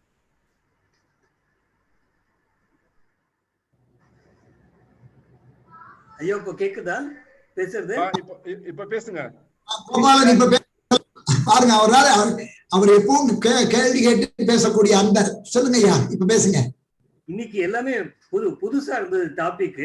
கிரீன் கெமிஸ்ட்ரி அப்படிங்கிறது அங்கங்க கேள்விப்பட்டதுதான். ஆனா இன்னைக்கு அதனுடைய சாராம்சத்தை எக்ஸ்பிளைன் பண்ணாரு. அவரை எனக்கு என்ன இது தோன்றதுன்னா, இப்போ இந்த வேஸ்ட் எல்லாம் கூட, அந்த கழிவுகள் எல்லாம் கூட பயோ ரெமிடிஷன் அப்படிங்கிறாங்க. இந்த பயோ ரெமிடிஷன்லயே அப்படியே பண்ணிடலாமா? நம்ம இப்ப என்ன பண்ணுவோம், ஏதாவது கெமிக்கல் போட்டு அதை சரி பண்ணுவோம். அதுக்கு பதிலாக பயோ ரெமிடிஷன் அப்படிங்கிறாங்க. அதை பத்தி ஏதாவது சுருக்கமா? அப்புறம் இன்னொன்னு நம்ம அறியாமலே நம்ம ஜிஎம் கிராப், அந்த கத்திரிக்காயில இருந்து மஸ்டர்ட்ல இருந்து நம்ம ஆயில்ல இருந்து எல்லாம் சாப்பிட்டுட்டு இருக்கோமா? அதெல்லாம் இதுவா சேஃப்டியா? அதுக்கு கவர்மெண்ட் கிளியரன்ஸ் அதாவது இருக்கா? இந்தியாவில் அந்த மாதிரி சொல்லாம கொள்ளாம அந்த ஜிஎம் கிராப் எல்லாம், ஜிஎம் வெஜிடபிள்ஸ் எல்லாம் விட்டுடலாமா இதுல மார்க்கெட்ல அப்படிங்கிறதுக்கு சார், இதுல பயோ ரெமிடியேஷன்ல நம்ம கவர்மெண்ட் நிறைய சலுகை எல்லாம் கொடுத்து நிறைய நம்ம பண்ணிட்டு இருக்கிறோம். அதுல எந்த விதமான பிரச்சனைகளும் கிடையாது.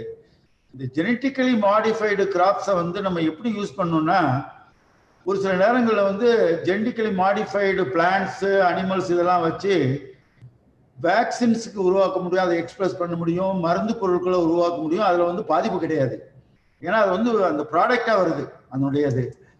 ஆனால் அதே வந்து நம்ம வந்து கிராப்பாக வந்து நடைமுறைக்கு கொண்டு வரும்போது அதில் ஒரு சில தீங்குகள்லாம் இருக்குது. அதனுடைய டாக்ஸிசிட்டி, அப்புறம் வந்து கிராஸ் பாலினேஷன் போய் மற்ற கிராப்ஸையும் கொஞ்சம் அஃபெக்ட் ஆகுது. இது வந்து இந்த ஜெனட்டிக்கலி மாடிஃபைடு ஃபுட்டு வந்து உங்களுக்கு வந்து அமெரிக்காவில் வந்து they are giving with statutory warning, யூரோப்பில் வந்து இட் இஸ் பேன், சைனாவில் it is liberalised, in India we yet to take decision. அதனால என்னுடைய கருத்தை மட்டும்தான் சொல்ல முடியும். என்ன பொறுத்த மட்டும் வந்து எங்கெங்க வந்து அந்த ஜெனட்டிக்கலி மாடிஃபைடு ஃபுட்டை வந்து அந்த ஃபுட்டா யூஸ் பண்ணாம நம்ம வந்து ஒரு மருந்து தயாரிக்கிறதுக்கு யூஸ் பண்ணலாம். ஏன்னா மருந்து வந்து அதுல இருந்து பிரிச்சு எடுத்துடுறோம். மற்றதுக்கும் போது அந்த தாவரத்தினுடைய ஜெனட்டிக் இதெல்லாம் வந்து மற்ற தாவரங்களுக்கு போகுது. அதுல நீங்க நிறைய ஜெனட்டிக்கலி மாடிஃபைடு பார்த்தீங்கன்னா ஒரு விதை வந்தாச்சுன்னா அது முளைச்சா அதனுடைய விதை அடுத்ததுக்கு போட முடியாது. அது வந்து நம்ம வந்து இப்ப வந்து நீங்க பாத்தீங்கன்னா அந்த காலத்துல எல்லாம் கோபுரங்கள்ல வந்து நெல் வச்சிருப்பாங்க. கடும் பஞ்சம் ஏற்பட்டாலோ அல்லது வந்து இயற்கை பேரழிவு வந்தாலோ அந்த விதை நெல்லை எடுத்து போட்டு பண்ண முடியும். ஆனா இந்த ஜெனட்டிக்கலி மாடிஃபைடு சீட்ஸ் எல்லாம் வரும்போது அவங்க கொடுக்குற சீடு ஒரு கிலோ வந்து 3 லட்சம் 4 லட்சம் இருக்கும். அது ஒரு தடவை தான் போட முடியும், அடுத்து போட்டால் அது முளைக்காது. So it is manipulated. ஆனால் இன்னைக்கு பார்த்தீங்கன்னா நிறைய வந்து எல்லா இடங்களையும் இருக்குது, அது தவிர்க்க முடியாத அளவுக்கு போயிடுது. ஏன்னா பாலினேஷன் வந்து இந்த ஊர்ல இருந்து அடுத்த ஊருக்கு கூட போலந்து போகும். அதனால நம்ம நேட்டிவ் ஸ்ட்ரெயினோட வந்து எல்லாமே இருக்குது. இதை வந்து நம்ம ஆக்கப்பூர்வமாக ஜெனட்டிக்கலி மாடிஃபைடு கிராப்பை வந்து ஒரு மருந்து பொருள் தயாரிக்கிறது இந்த மாதிரி யூஸ் பண்ணலாம். அதை யூஸ் பண்ணி நம்ம வந்து ஒரு இன்செக்டிசைட் பண்ணது மாதிரி கூட பண்ணலாம். பட் வந்து உணவுப் பொருளாக பயன்படுத்தும் போது நிறைய பேர் நிறைய கருத்து இருக்குது. அது வந்து நம்ம இந்தியாவில் வந்து நம்ம வந்து ஒரு டீசன் எடுக்க முடியாத லெவலில் இருக்கும். சைனாவில் வந்து லிபரலாக யூஸ் பண்ணுறாங்க. அங்கே அமெரிக்காவில் வந்து ஸ்டாச்சுட்டரி வார்னிங் கொடுத்துறாங்க, cigarette smoking is injurious health மாதிரி. It is genetically modified, it is left யூன்னு. பட் என்னுடைய கருத்துப்படி வந்து அதை வந்து கம்ப்ளீட்டாக ஒதுக்க முடியாது. அதை நன்றாக ஆராய்ந்து அதில் வந்து எது வந்து நம்மளால யூஸ் பண்ண முடியுமோ அதை வந்து நம்ம யூஸ் பண்ணலாம். அருமை அருமை, நல்லா சொன்னீங்க ஐயா. இப்ப அடுத்து ஒரு அன்பர் வாங்க, நீங்க அதாவது நான் பேர் ஏன்னா அவங்க பேர் எழுத மாட்டேங்காங்க, கேலக்ஸி MO1 நீங்க பேசுங்க ஐயா. நீங்க உங்களை தான் பேச சொல்றேன், உங்க கருத்தை சொல்லுங்க. அன்மியூட் பண்ணிட்டு சார். கேலக்ஸி MO1 என்னன்னு தெரியல, அந்த கேலக்சின்னு போட்டிருக்கிறது ஏதோ ஒரு கோடு போட்டிருக்கிறாங்க, அது அவருக்கு தெரியாது. புரிஞ்சுக்கிட்டேன். கொடுமை என்னன்னா அவங்க என்ன பண்ண மாட்டாங்க, நேம் எழுதணும். நிறைய பேருக்கு அந்த இதுல உள்ள வந்தவுடனே ரீநேம்னு போட்டு நேம் போட்டாங்கன்னா அவங்களை அழைக்க முடியும். பரவாயில்ல. இப்ப இனிமே நிறைவாக நன்றி நவிழ்வதற்கு டாக்டர் நடராஜமூர்த்தி அவர்களே, நீங்க எதுவும் சொல்ல போறீங்களா? நன்றி. அவர் வந்துட்டாரா? சத்யன் இருக்காரா? பேர் எழுதக்கூடாதா சத்யன்? நடந்து உங்களை கூப்பிடுறதுக்கு. சரி, நிறைவாக பாரதிதாசன் பல்கலைக்கழகத்தின் உதவி பேராசிரியர் டாக்டர் சத்யன் அவர்களை அன்போடு அழைக்கிறோம். நன்றி நவிழ்வதற்காக அழைக்கிறோம். வாருங்கள், உங்கள் கருத்தை பகிருங்கள். அனைவருக்கும் வணக்கம். வணக்கம் ஐயா. வணக்கம், சொல்லுங்க. வாங்க. இந்த இனிய மாலை வேளையில் இணையத்தினுடன் மூலமாக இணைந்து எங்களுடன் பல கருத்துக்களை நன்றாக பேசிய ஐயாக்களுக்கு அவர் நன்றி. முதலில் நான் சொல்ல வேண்டியது வரவேற்புரை. ஐயா வந்து ரொம்ப கஷ்டமான விஷயம். இதை எப்படி இதெல்லாம் ஆர்கனைஸ் பண்றது பயங்கரமான ஒரு விஷயம். அதை வந்து இந்த ஐயா வந்து சையன் ஐயா வந்து ரொம்ப அருமையாக நடத்தி கொண்டிருக்கிறார். 44வது நாள்னு நினைக்கிறேன். ரொம்ப அருமை ஐயா, ரொம்ப அருமையாக இருந்தது. நன்றி ஐயா, உங்களுக்கு நன்றி. இரண்டாக தலைமை உரையாற்றிய ராஜரத்னம் ஐயா IAS அவர்களை ரொம்ப அருமையாக என்னென்ன டெல்லியெல்லாம் போனா என்னென்ன ப்ராப்ளம்லாம் வரும்ன்றதை பத்தி அவரு, அதாலேயே நிறைய பேர் ப்ராஜெக்ட் எடுக்கிறதுக்கே பயப்படுறாங்க. அதுவும் கோடிக்கணக்கு ப்ராஜெக்ட்னா உடனே CBI அது இது ப்ராப்ளம் வரும்னு சொல்லிட்டு ரொம்ப பயந்தே நிறைய பேர் நல்லது செய்யறதுக்கே பயப்படுறாங்க ஐயா.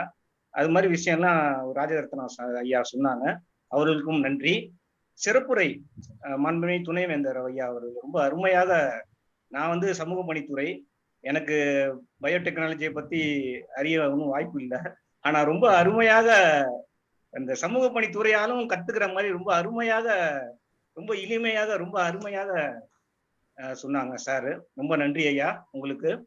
அப்புறம் நாங்க வந்து பாரதாசன் யூனிவர்சிட்டியிலேருந்து பல்கலைக்கழகத்திலிருந்து இருக்கிற வாசி நிறைய எங்களுடைய மக்கள் எல்லாம் வந்து இந்த எம்டிஎஸ் அகாடமியும் பெக்கும் சேர்ந்து நிறைய இது மாதிரி ப்ரோக்ராம் பண்றதுல இது மாதிரி இணைந்து செஞ்சு எங்களையும் இணைத்து இந்த கருத்தினை வழங்கிய அனைத்து நல்ல உள்ளவங்களுக்கும் நன்றி. நன்றி, வணக்கம்.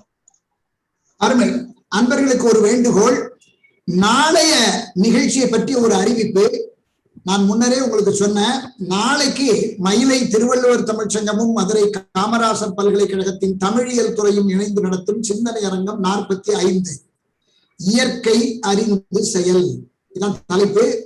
அதை பற்றி பேச இருக்கிறவர் பேராசிரியர் முனைவர் கிருங்கை சேதுபதி. அவர் வந்து புதுச்சேரி பாரதிதாசன் அரசினர் மகளிர் கல்லூரியினுடைய தமிழ்துறை தலைவர்.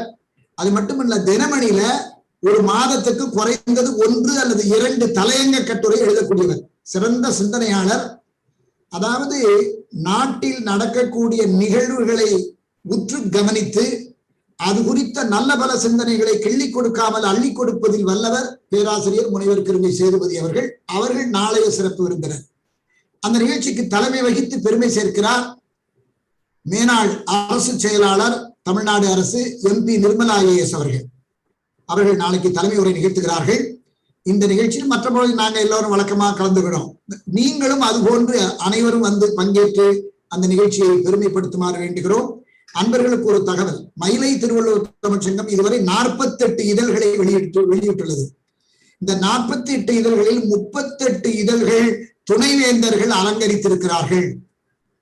துணைவேந்தர்களை நாங்கள் நேர்முகமாக உரையாடி அந்தந்த பல்கலைக்கழகத்தின் அருமை பெருமைகளை, அந்த பல்கலைக்கழகம் அந்தந்த துணைவேந்தர்கள் பணியாற்றிய காலகட்டத்தில் என்னென்ன சாதனைகளை அந்த பாருங்க உடனே காட்டுறார் பாருங்க நம்ம டாக்டர் கோமதி நாயகன். ஏன்னா அவரும் அந்த இலக்க கட்டுரை வழங்கி கொண்டிருக்கிறார்.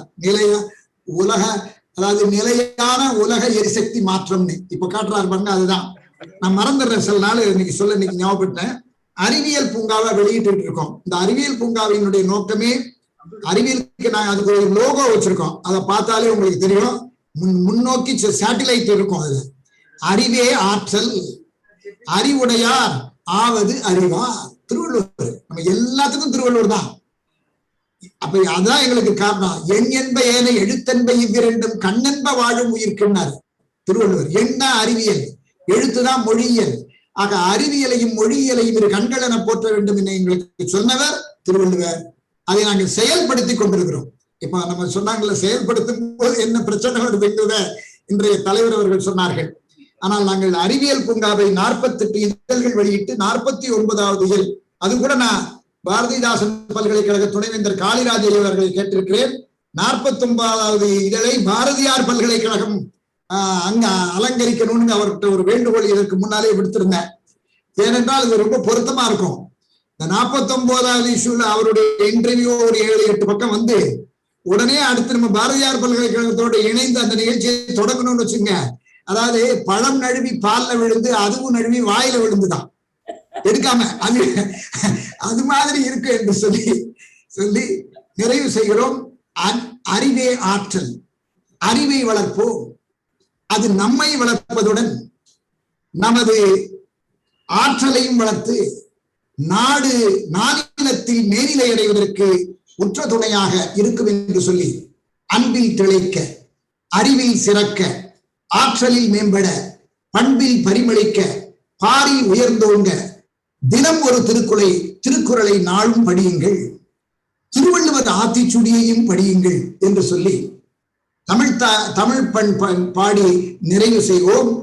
வாழிய செந்தமிழ் வாழ்க நற்றமிழர், வாழிய பாரத மணி திருநாடு, வந்தே மாதரம், வந்தே மாதரம், வந்தே மாதரம். அனைவருக்கும் நன்றி, வணக்கம்.